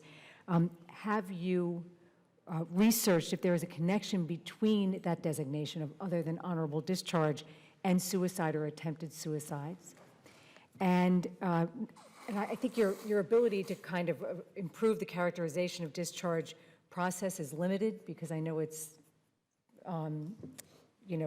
either Air Force or the specific wing. But what, if anything, have you done to address this issue? So, thanks for the question. Let me start by saying that it is indeed a problem, and we have identified it, certainly in partnership with AVA. We've been working on trying to come to a solution. That's partly why we wanted to make sure first of all, the mobile apps are all available. There's this whole suite of things where people can, they don't need to be enrolled as veterans, and yet they have access to these kinds of tools, the use of meditation, coaching for PTSD and so forth, online type tools, which can help them with their symptoms, help them identify them, and then help them with the treatments. We have vet centers, which are able to follow a different set of rules for eligibility. Any Vietnam veteran seen, I believe, before 2004 at the vet center, and then all combat veterans are eligible for services at the vet center. There are 80% of the employees there are veterans themselves, and they can actually provide counseling for people irregardless of the kind of discharge, and they also provide some counseling to active duty military. As part of the Choice Act, we were asked to open our doors and for active duty service members with MST, and some of them are coming to the vet centers for that kind of care. What about the connection between the designation and suicides or attempted suicides? Do you have that number or no? I don't have that. I think IAVA has that number. Okay. So there has been a study done that suggests that those with bad paper are 2 times more at risk for suicide. And so this is one piece why IAVA has been so focused on this issue.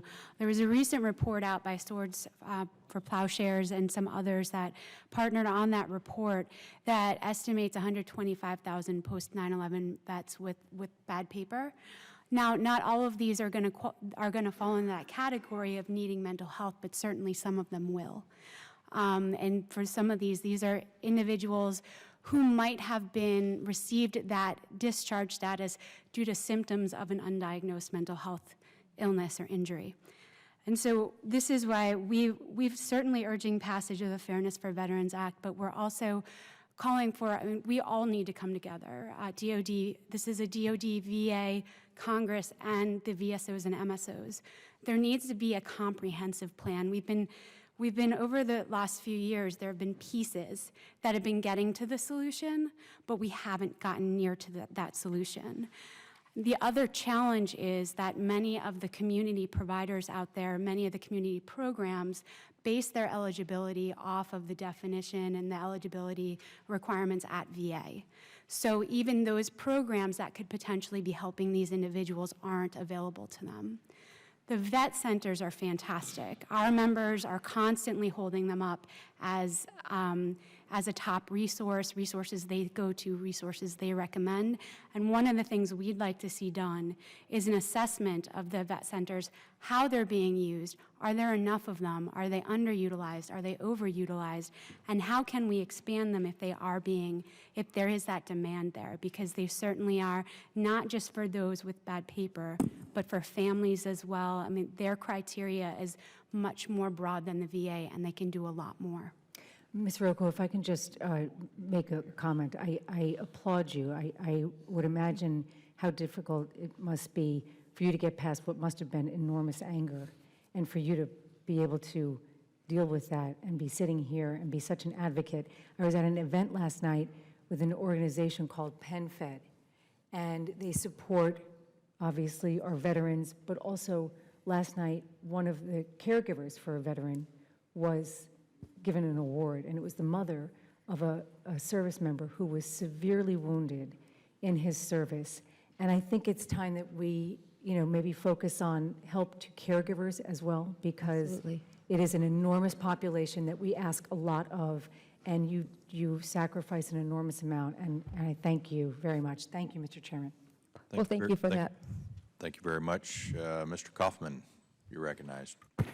Hey, Mr. Chairman, appreciate the comments of Congresswoman Rice on this important issue of veterans being discharged under other than honorable conditions and being denied access to mental health care from the VA. Combat veterans with multiple tours of duty who I think in a very unfair way for particularly the United States Army to conduct a reduction in force through signaling out combat veterans who might have some disciplinary issues, oftentimes we believe related to post-traumatic stress disorder, and that are discharged without any access to VA mental health care is a recipe for problems in and of itself. And so this legislation, and I know many of the members here, Mr. O'Rourke, Mr. Waltz, Mr. Zeldin, and others are co-sponsoring this legislation. But we absolutely need to get that done. I want to thank IAVA for being really a catalyst on this very important issue. Let me just pivot to, I have a real concern that we've had testimony before this committee concerning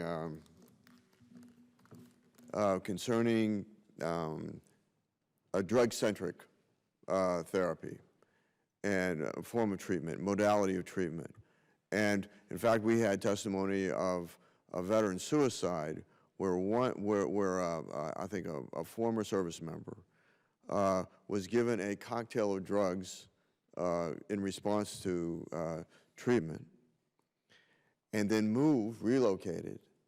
The prescriptions ran out, was unable to navigate the bureaucracy of VHA to get those prescriptions refilled, And given the powerful nature of some of those drugs, took his own life. And then I think we've had testimony as well. Well, in fact, I was with Congressman Lamborn in his district in Colorado Springs, where we had testimony from parents of a Marine who had served tours of duty, I think, in Iraq and Afghanistan, had left the service, went to the VA for mental health care. They gave him a very powerful drug that part of the directions on the drug were it required constant monitoring. He was not monitored. He subsequently took his life. And so I just think that this reliance on these very powerful drugs is a shortcut to treatment by the VA, and I think it's costing veteran lives, and I want you to respond to that. So, I'm not prepared to talk about individual situations, but I'd be happy to talk about our expectation. When we had learned about some of these problems with people moving, we've made it really clear the expectation is that the meds continue, and that any barriers to that be broken down so that the meds would continue. So we appreciate that it having been brought to our attention, and it is certainly our hope and our expectation that that particular problem is not occurring at this time. As far as treatments go, the evidence-based treatments for PTSD in particular include cognitive behavioral therapy, prolonged exposure therapies, all therapies that do not involve medications. And it's really important that the right kinds of treatments are used. As a provider, a psychiatrist who has treated veterans with PTSD, I know that often the despair and the frustration and the impatience that you see when you talk to a veteran leads you to think, I've got to do something. And I think that leads to people at times making choices about meds that they might not otherwise make. Let me try this, let me try that. You know, there is no single pill that's a cure for PTSD. Well, it becomes a pill to get up in the morning, a pill to go to bed at night, a pill for this and a pill for that. And that's and wrong. I think it has a very adverse cumulative effect. Let me also just mention that I think it's been bought, I think that's been raised by this panel, about the vacancies in the VA in terms of mental health providers being hired by VHA. We had a very good roundtable with the leadership of VHA in this room not that long ago. And one thing that was interesting that was raised in that was how difficult it is for somebody who wants a job in the VA to navigate how long it takes to get accepted by the VA and how long it takes to get placed by the VA and how significant the attrition rate is by those who start the process and those who simply can't afford to finish the process. And so it's been raised that it was a function of compensation. I contend that it's part of this bureaucracy that needs to be cleaned up. Mr. Chairman, I yield back. Thank you. Mr. Waltz, you're recognized. Thank you, Mr. Chairman, and thank you to all of you for being here. And to the VA, thank you on the Clay Hunt bill is near and dear to many in this room, not just up here or there, but those sitting behind you. And I appreciate the VA's not just approaching to fulfill the letter of the law, but the spirit of the law. And for that, you should be thanked, and I'm grateful. Also, I think the things that have been spoken by my colleagues, talking about veteran health care in a vacuum outside of health care in general is the wrong way to go about this. I think in that lies an opportunity. We know the VA can't fix this alone. We know the private sector can't fix it alone, and certainly the veteran and the families can't fix it alone. That gives us the opportunity to find new ways to partner, new ways to deliver care, new ways to use best practices to move those things forward. And I will echo what Mr. O'Rourke, the chairman and the ranking member, all said, and if I can and add my word to this, it's obvious you have elevated this to the highest level. I think VA in general has to. When we see a list of 12 priorities, my suggestion is this better be near the top. That's what my constituents are asking for. And in that, I ask the question, I think we've been tracking this very closely, this legislation, and there's no doubt in my mind that the willingness to implement that is there, and it's happening. My question, though, is, it seems like the coordination might be something. And Dr. McCarthy, I don't question it. I just wonder, and I ask you, is do we need to elevate VA Suicide Prevention Office to the Office of the Secretary? Is that the first step we need to do on this, just so that coordination is tighter? So thank you for that question. We are in the process of reorganizing the Suicide Prevention Office and raising it higher in the organization right now and increasing the number of staff as well as the resources. When we talked about elevating it, at one point we did talk about a separate line item in the budget would effectively elevate it as well. But in any case, what we very much know is that it needs to report higher in the organization. DOD has elevated it to the level of a secretary. I'm not sure that's what we're going to do.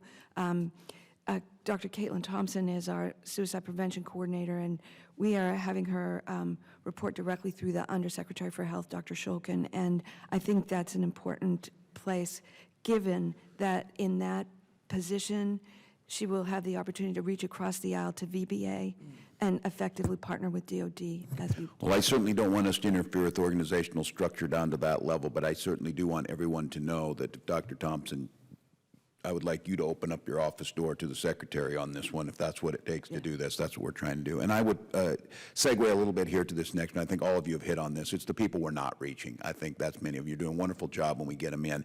I think that's what many of the members here focused on. New York Times reported on Clay Hunt's unit himself, that unit and the Minnesota National Guard, we're seeing clusters. We've got to get better at predicting these clusters and when they're happening. And I know that's tough stuff that you're all working on. But I would say, and I asked about this, and the chairman and the ranking member, all of you looking at this from a coordinated, broader perspective, but there have been several mentions of groups that are actually doing this, of trying to get that coordination there. Team Rubicon and Jake Wood, who served, was battle buddy with Clay, those folks.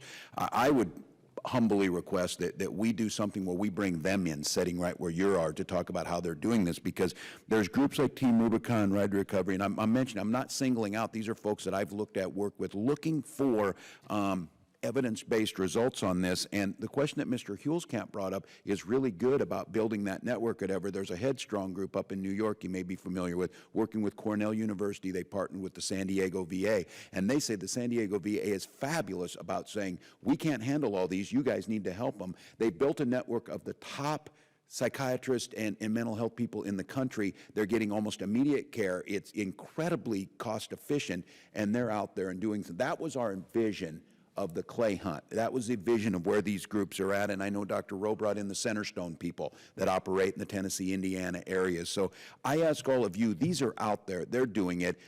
Certainly what works for veterans is what works. We have to be evidence-based. We have to be cost-conscious on how they're delivering these, but the purpose of the Clay Hunt bill was get that peer-to-peer, get that out in the community. Do you feel it's happening? How much do you work with these groups? You know, you mentioned the names. We hear Team Rubicon. I just ask all of you quickly. I'd like them to be here because I think that model is a working one.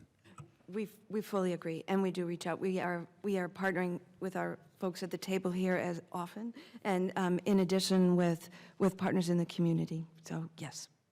I would say that there's some really amazing things happening all over the country, like like in Massachusetts, the Home Base program, which is taking in, educating, giving free treatment. And then there's like Vets for Warriors, who's peer-based 24/7 call-ins. Those people are really, bridging those gaps. So we got to look at those. I think you're right. Bring them in, what's working, and really give them some funding to really. I think it goes back to into that VA as the medical home of the coordinating center with Dr. Thompson, but using those groups almost rapidly and seamlessly. Support.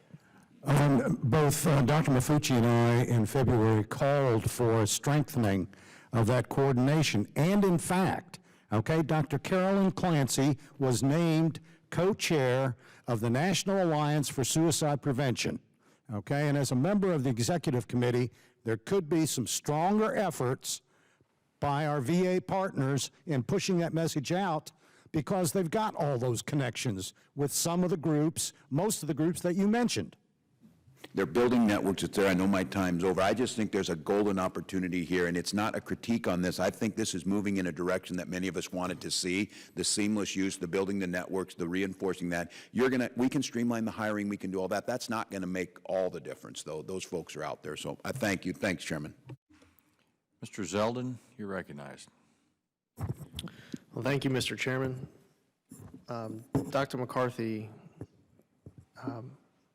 so I served 4 years on active duty. I've been in the reserve since 2007. I've lost more people I've known in the service due to PTSD than I have in combat. and it's impacted my home county pretty hard. I represent Suffolk County. We not only have the highest veterans population of any county in the state, we're second highest of any county in the country. And there was some conversation earlier, pretty much in your opening statements, you were getting at peer support. And I just want to get an idea of what kind of a model you may be considering, if not doing already, as far as peer support groups. So I'd like to turn to Dr. Cudler to describe this.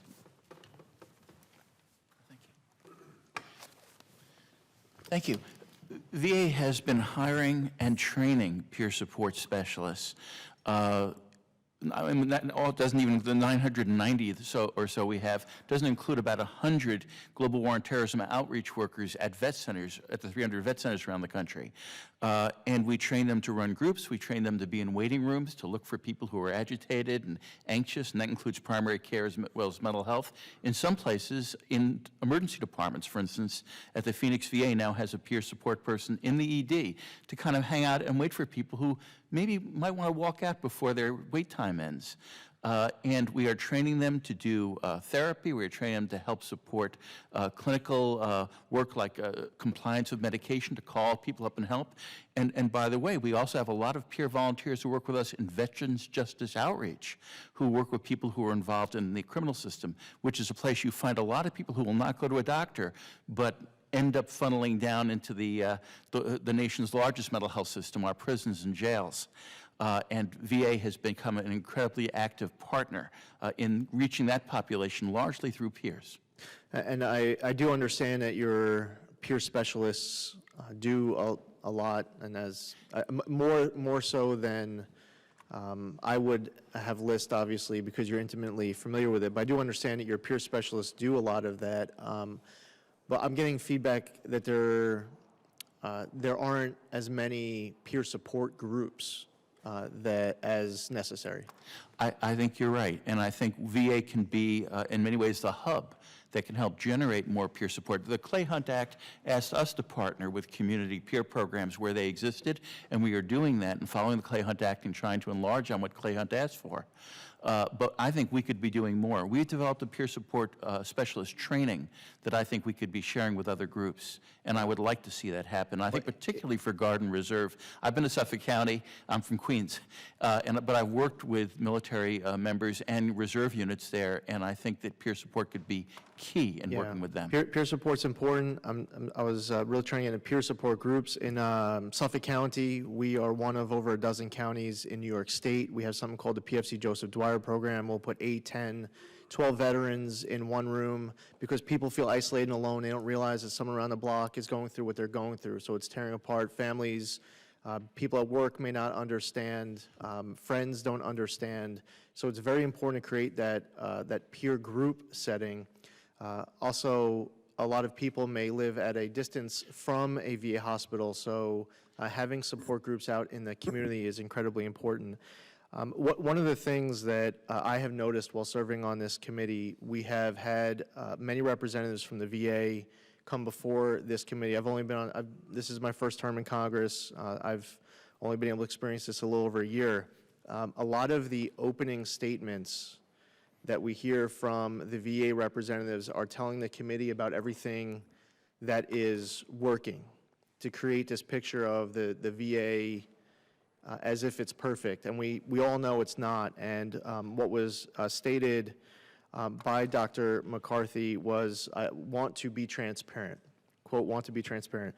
And what we hear from our constituents with regard to Veteran Crisis Line, calling a patient advocate and getting a voicemail, in some cases not getting a call back. The Denver VA Hospital construction project, last year there was a last-minute bailout where obviously the fiscal situation could have been brought to this committee's attention earlier. A backlog of appeals where a backlog of claims is reduced, just creating a backlog of appeals. We hear constituents with individual cases where their ducks are lined up, paperwork's in order, and they're still waiting. We read the USA Today report a few weeks ago where supervisors are instructing employees to falsify wait time lists. I would just, one observation from one freshman member of this particular committee, I think in the effort of wanting to be transparent, it would be very helpful if, when you're coming to the committee, right out of the gate, you're telling us what needs to be fixed, as opposed to this committee having it to pull out of you. I yield back. Mr. McNerney? Well, I thank the chairman. This is a difficult and humbling subject, so I tread on it carefully. I'm going to direct most of my questions to you, Dr. Mafucci, but I ask anyone else on the committee, on the panel, to jump in if they have answers. Dr. Mafucci, you referred to the Clay Hunt SAVE Act as a step in the right direction. What specifically in that law is working that we can expand upon?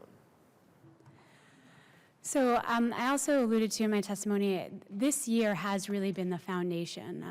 The VSO community has been included in conversations with VA about how do we do this right? Because it's one thing to do it, but and our intention was always not to just get a law passed, it was to make sure that it was implemented correctly.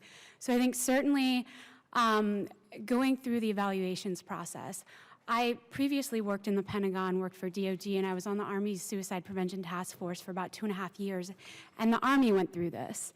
And it took them a good 3 or 4 years to kind of figure out how to go through evaluating their mental health programs. It's something that's not done within the mental health world. There are no standards that are required. There are no metrics that are standardized, and so it makes these kinds of program evaluations really challenging. But our vision for the Clay Hunt SAVE Act was to ask the VA to step up and set those standards and work with DOD to do that, because DOD has those same requirements. So I think we're really excited about the evaluations piece. Certainly with the loan repayment program for psychiatrists, we were hoping that would get implemented more quickly. I understand there's been some challenges with changing the law, basically, to allow that. But I think that too, noting that one of the challenges to VA hiring is the low salaries, the more that the VA can provide those incentives and can match the private sector, if you will, the more competitive they can be to bring in those professionals. So that was another piece we were really excited about. And then certainly the partnerships. Up until recently, up until this Secretary McDonald came into leadership at VA, partnerships was not a word that the VA uttered. And so that in and of itself over the last 2 years is immense. And we hope to see that term and the implementation of what that term is. We're really working to make sure that those partnerships expand in a really innovative way. We've seen a lot of really positive interaction between VA, IAVA, the others at this table. It's going to take time, and unfortunately, that's just the way it is. But I think we all feel, if I can speak for the others on the panel, we all feel that we're moving in the right direction, that the momentum's there, the motivation's there. There's a different energy, and we're doing this. Like I said in my testimony, we've stopped talking about it. We're actually doing things. Well, one of the things the buzzwords these days is evidence-based. And of course, with suicide, it's very difficult to get sort of trials or anything like that. But data sharing can be extremely important, not only in this issue, but with regard to post-traumatic stress and traumatic brain injuries. What are the obstacles we're facing with regard to data sharing? Anyone on the panel? So one of the challenges, which as a taxpayer doesn't make sense to me, is that most of the data that's paid for with taxpayer dollars is not shared. This is actually, I believe I heard Dr. Shulkin commit the VA to actually opening up the VA's vaults and ensuring that they figure out how to make sure that the data that the VA holds is shared across the research community. These are dollars that the taxpayers have already put forward to get that research, to get that data. And I promise you that there are other researchers out there that are just chomping at the bit to get at it and to help and to do their part. Are the HIPAA laws part of the? I think that's part of the concern is the HIPAA and how do you balance needing to know certain information with also protecting the patient's identity. So that's certainly a challenge, but I would also say in my own personal opinion, I think HIPAA is often called upon as like the scary elephant in the room, right? When people when people are worried about data sharing for whatever reason, often HIPAA is the primary reason put forward, and the law itself often gets interpreted wrong. Mr. Chairman, perhaps we could assemble a group of experts to decide how to use data sharing and not violate HIPAA intent. Absolutely. Great idea. I yield back. I appreciate it. Ms. Raderwagen, do you have any comments? Thank you, Mr. Chairman.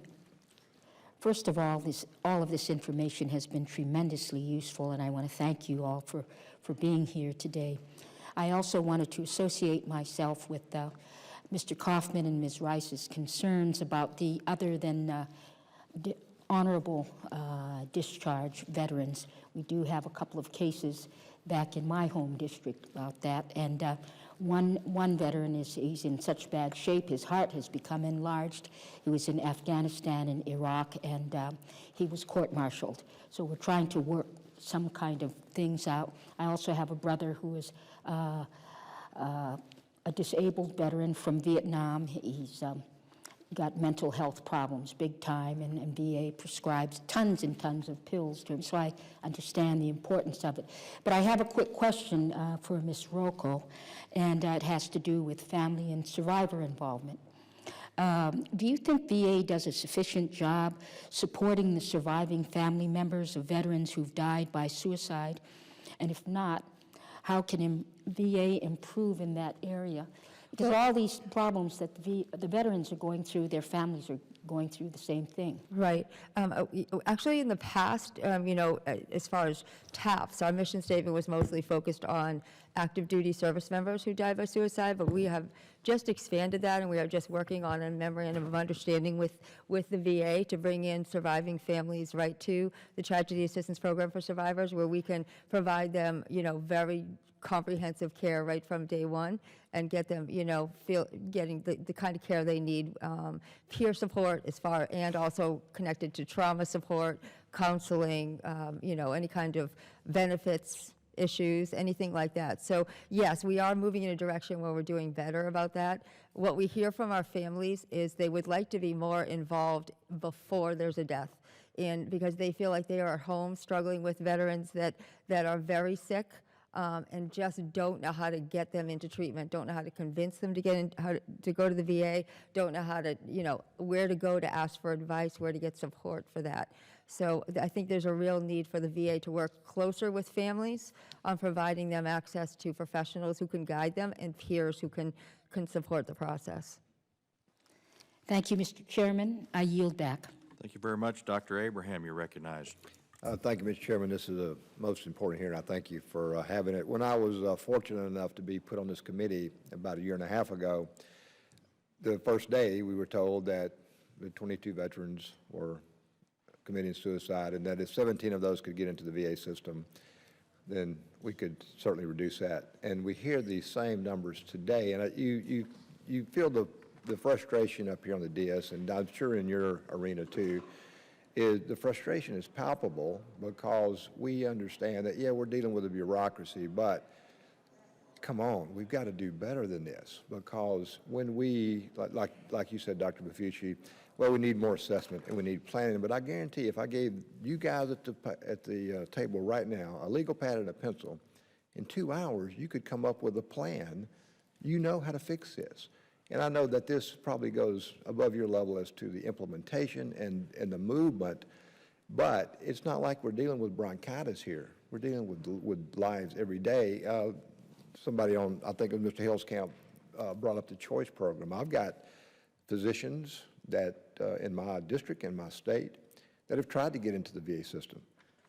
They are just dead in the water, literally, as far as getting movement. And these are physicians that are in good standing with their state medical boards. They graduated from accredited universities, and they have no criminal activity, and that's all you need. And you can do that in a matter of 30 seconds on a computer now to bring these people in and get some help in the community, because I know the VA and the DOD is overwhelmed. And Dr. Berger, you mentioned that DOD and VA are not still talking to each other on electronic health matters, and if they duplicate a medicine from one doctor to another, or if they give a medicine that has an interaction, yeah, you've got some very serious problems very quickly. Our chairman made a comment that, why a pilot program when we're talking about this phone system?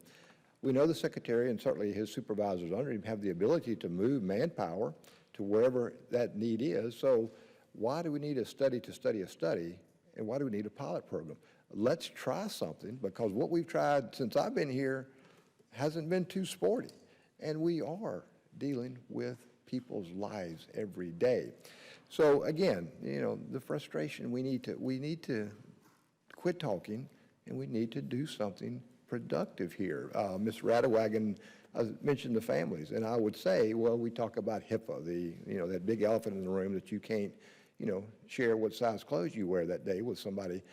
When that veteran comes in, because I've run medical practices all my life, and I understand HIPAA compliance, but also understand HIPAA, what it takes to put that name on the form.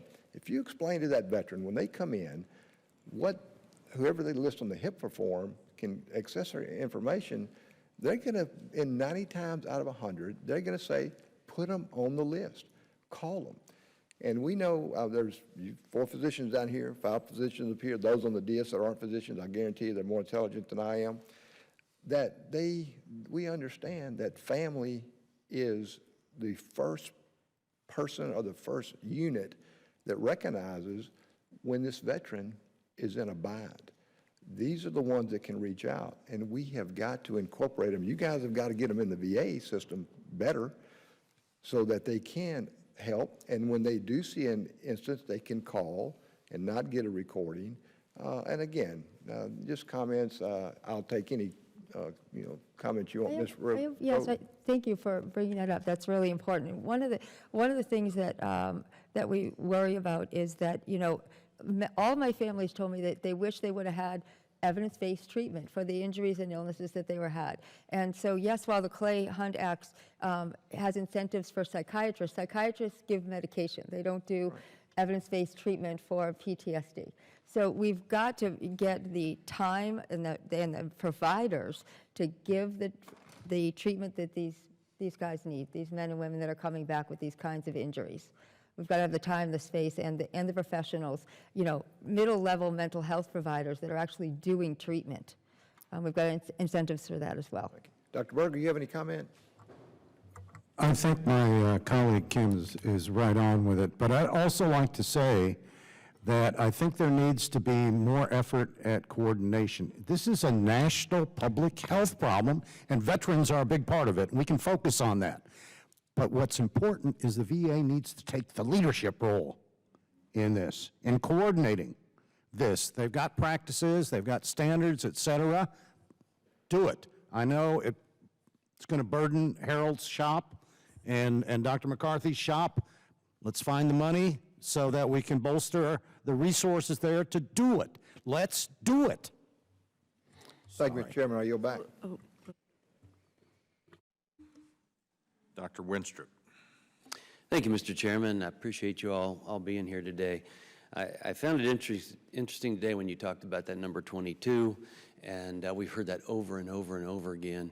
And with my limited psychology background, which is an undergraduate degree, negativity over and over again is not helping in this situation. Created awareness, which was very much needed, but it doesn't help, and I hope we take a turn in the other direction, not only VA, but in the public in general. And I also found it intriguing and hopeful that as more people get into care, the rate drops, and that's the bottom line. Another interesting point that it's not really just being deployed, it's the non-deployed. And what you just mentioned, Dr. Berger, has been weighing on my mind all along, because just in my neighborhood where I grew up, middle class, upper middle class, 3 families have had suicides. They went to good schools. You know, the things that you would think would be the underlying factors, they committed suicide. So it's not just in the military. Now, as you said, the military can lead on this with the opportunity to do that. But this is more than that. You mentioned the HIPAA restrictions, if you will, and Dr. Tim Murphy, who's a Navy veteran, psychologist, member of Congress, has a very good bill, I believe. It's out, and I'd encourage you to take a look at it and weigh in on it from the standpoint of being able to engage the family more readily, and I think that will help us not only at the VA, but also in society. So, you know, you don't see many suicides taking place in theater. They happen after. You know, my feeling as a veteran, when you're in theater, you're engaged, you're part of something big, you're important, you have a purpose, and I think that when that purpose is taken away and you find yourself with nothing to do, that's when you become more vulnerable. We've put a lot of it on, oh, you were in combat, but we're seeing you weren't in combat. So did we predetermine the cause erroneously and now are starting to get it? Is it important that we get people involved with part of something positive? And that's probably the case on the civilian side, too. So I'd love for you to weigh in on those thoughts, and I really appreciate you all being here today. So could I maybe just start? I so appreciate what you said, Dr. Weintraub. I think you are 100% on target. What I was trying to communicate earlier is we need to approach it in the same way we approach preventing heart disease. You know, it's not like it starts in the ICU that we focus on prevention. And the same is true. It doesn't start with our crisis line, and it doesn't start in that urgent situation all the time. Sometimes it does, but we really need to take the steps ahead of time. And it's not just for veterans and not just for military, but it's for everybody. And increasing awareness is really important.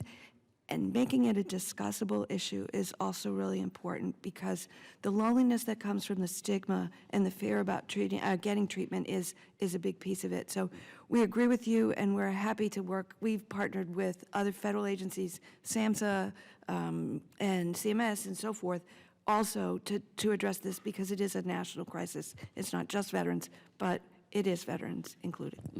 May I add, if I might, just yesterday at the Invictus Games, which were mentioned earlier, it was announced that VA is partnering with Give an Hour in their Change Direction program. Prince Harry also made a video about the Change Direction. The idea is to develop basic mental health literacy for all Americans. It's not surprising that veterans, like all Americans, don't have words for their feelings and don't know where to go when they have a mental health problem, and don't know if they should even speak about it, since obviously nobody else speaks about it. So we are partnering to create a national rollout of a mental health literacy program, which we believe will help this generation and future generations, not just veterans, but all Americans. And I would just like to add to that, with the repeated number of times from various people on the panel, is about the peer programs, whether that's the necessity for peer family connections, as well as that veteran connection, and not just being in the VA, but expanding that program that works so well in the VA out into the community, into the chat rooms, you know, into the various places where veterans are in colleges and, you know, other locations, so that they can bring them in, because you can have the best system in the world and the greatest programs and services, but if you can't get them there, if they don't feel, you know, why is it important, and understand the treatment works, you know, you've lost right at the beginning. We know that, you know, a sense of purpose and a sense of belongingness are protective factors for suicide. And so, you know, that's one of the big losses that the military have when they get out and go into the communities and they struggle. Where do I belong? What is my purpose in life? So these peer groups within the communities are really important. At TAPS, we have good grief camps at every one of our national events, and we match active duty military or veterans with a child who's lost a parent or a sibling to suicide or other deaths in the military. Out of that comes a new sense of purpose, where I can mentor this child of a fallen comrade, right? And they also find a new sense of belongingness with other mentors, where we keep them connected with one another. And so out of those pages and connecting them, we see people become at risk but they are connected to other people. They have a place where people notice that and connect them with care. And so building those kinds of things all over the country is what's going to help support what the VA is doing. Prevention's always wonderful if you can do it, and I think we're getting some signs on what will work. Dr. Berger? You've already heard my comments about VA taking a leadership role, but in a larger sense, and it maybe shows my scientific nerdiness, you can't manage what you don't measure. And so just a number of people passing through a program does not tell you whether the program works or not. Agreed. So. Yes. So I just wanted to add, from our own member survey, we know that our members, so 80%, over 80% have told us that they've experienced transitioning challenges. And the top 3 challenges that have been identified, number 1 is loss of identity or purpose.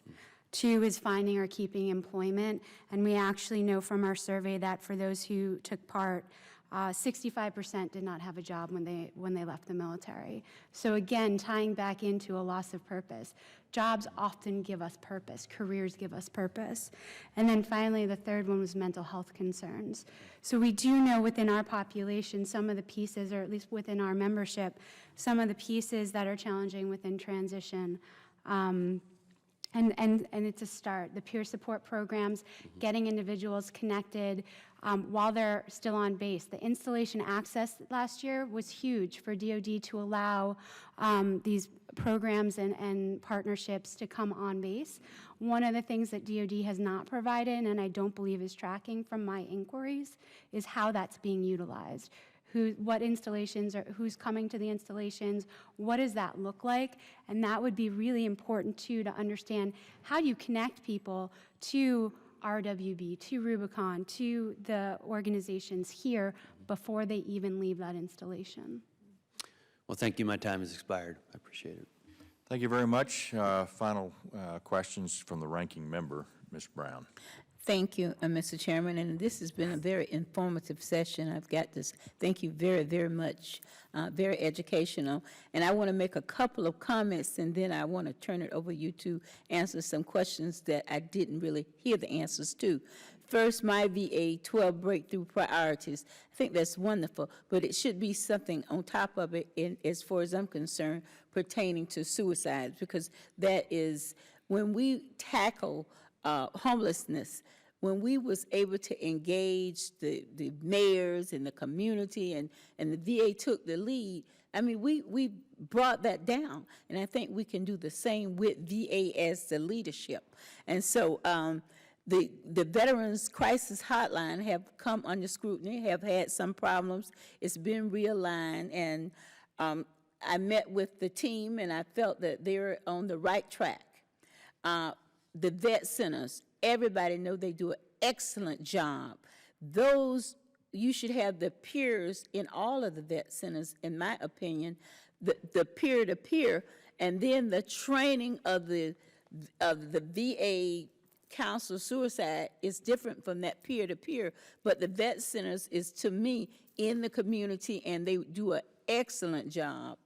I haven't heard enough about the female veterans. I've had several forums with them.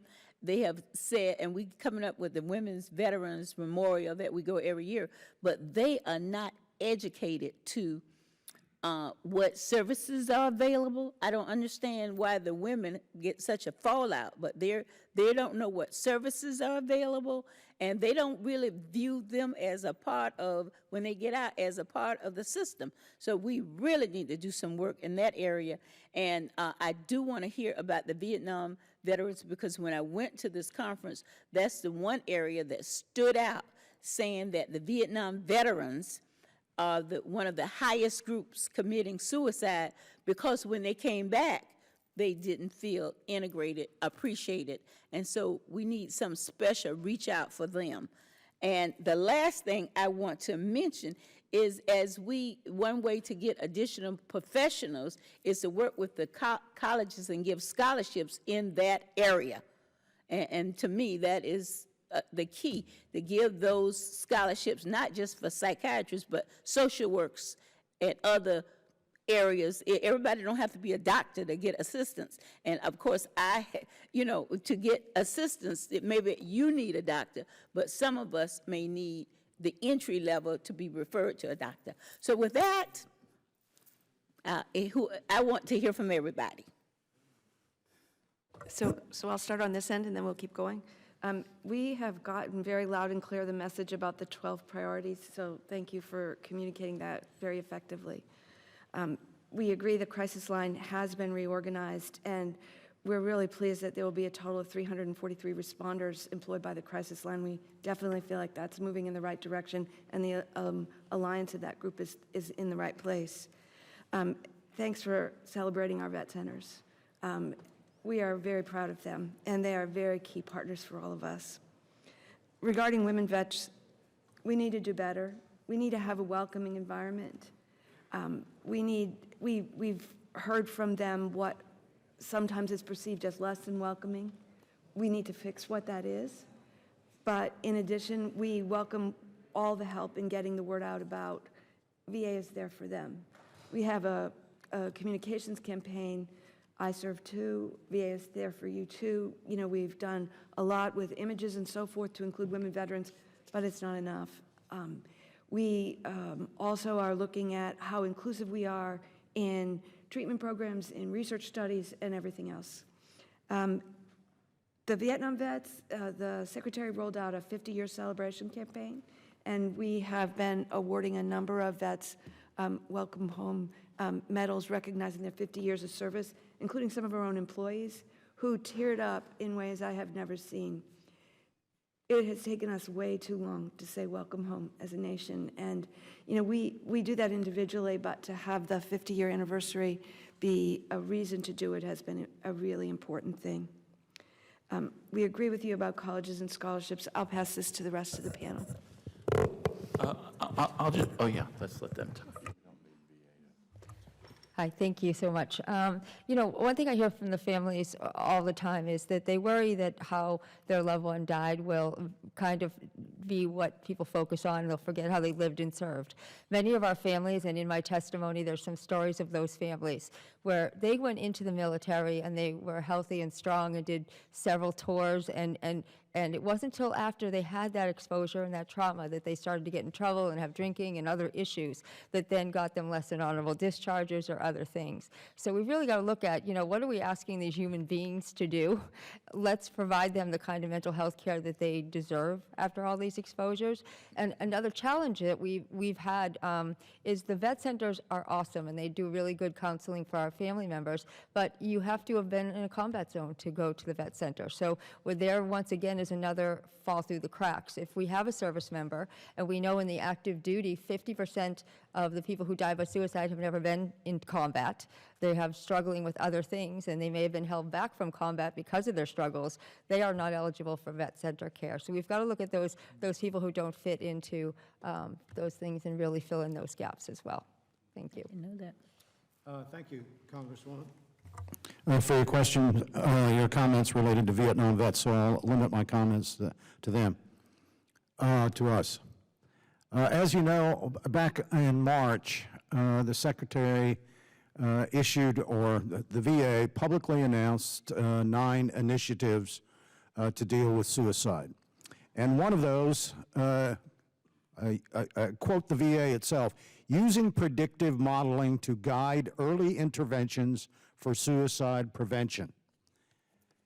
They need, as I said earlier, to develop a nationwide strategy to address the problems of suicides among our older veterans. As I said earlier, there are many risk factors that we share with our younger colleagues. But what is it that sets us apart and makes us take our lives more frequently, according to the 2013 data?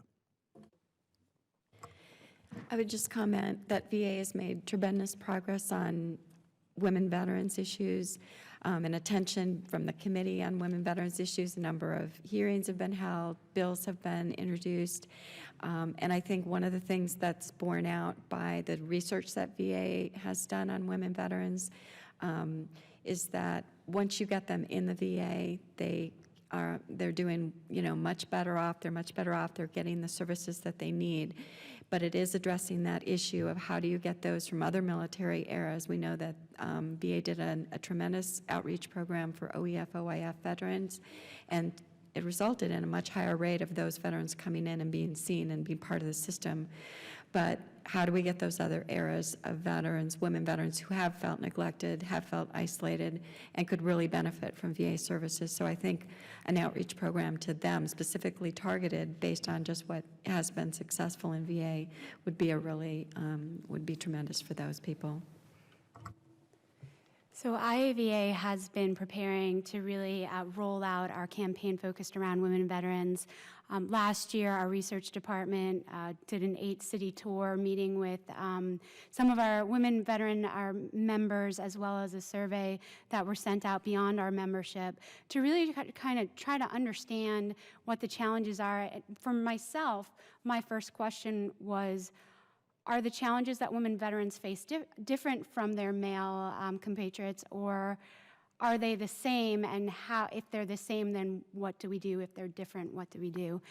And I think one of the women that I spoke with in one of the focus groups summed it up the best, where she said, our challenges are the same, but the resources aren't tailored to women, and the women veterans are having challenges finding the resources. A few things that I really pulled out from the survey findings and from those conversations that I wanted to share. Our members, our women veterans, they self-identify. They're proud to be veterans, but they're also tired of defending the fact that they are veterans to the nation at large.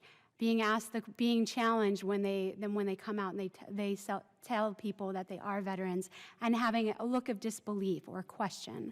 Right? This is a cultural change first and foremost, and it's a cultural change not just at VA. It's the nation. We all need to recognize that women are growing in the forces. They're growing in the veteran community. They're serving, and they're serving right next to the men that are enlisting as well. On the topic of peer support, that was something that our survey showed women really want other women in peer support programs. It's a concern that we've had just looking across the peer support program that already exists and understanding, are minority groups represented? To what degree? Are we making sure that the populations, that peers are available to peers? This is something that we're gonna keep working on, because it's so critical, both within VA but also outside of VA, to create that network of peer support so that women can find other women, share their stories, and know they're not alone. The other piece is just the research piece is critical. And it's not just VA. Across the federal agencies, there's not a requirement to look at programs and look at gender analyses and look at age analyses and look at some of the other covariates that occur when you want to understand our programs working. It's past time that the federal agencies at large start to recognize it's not just about that big picture. We've got to start understanding the populations within the population at large. Thank you very much, members. Thank you to our panelists for being here today. I would ask that unanimous consent that all members would have 5 legislative days with which to revise and extend their remarks and add any extraneous material. And with that, this hearing is adjourned.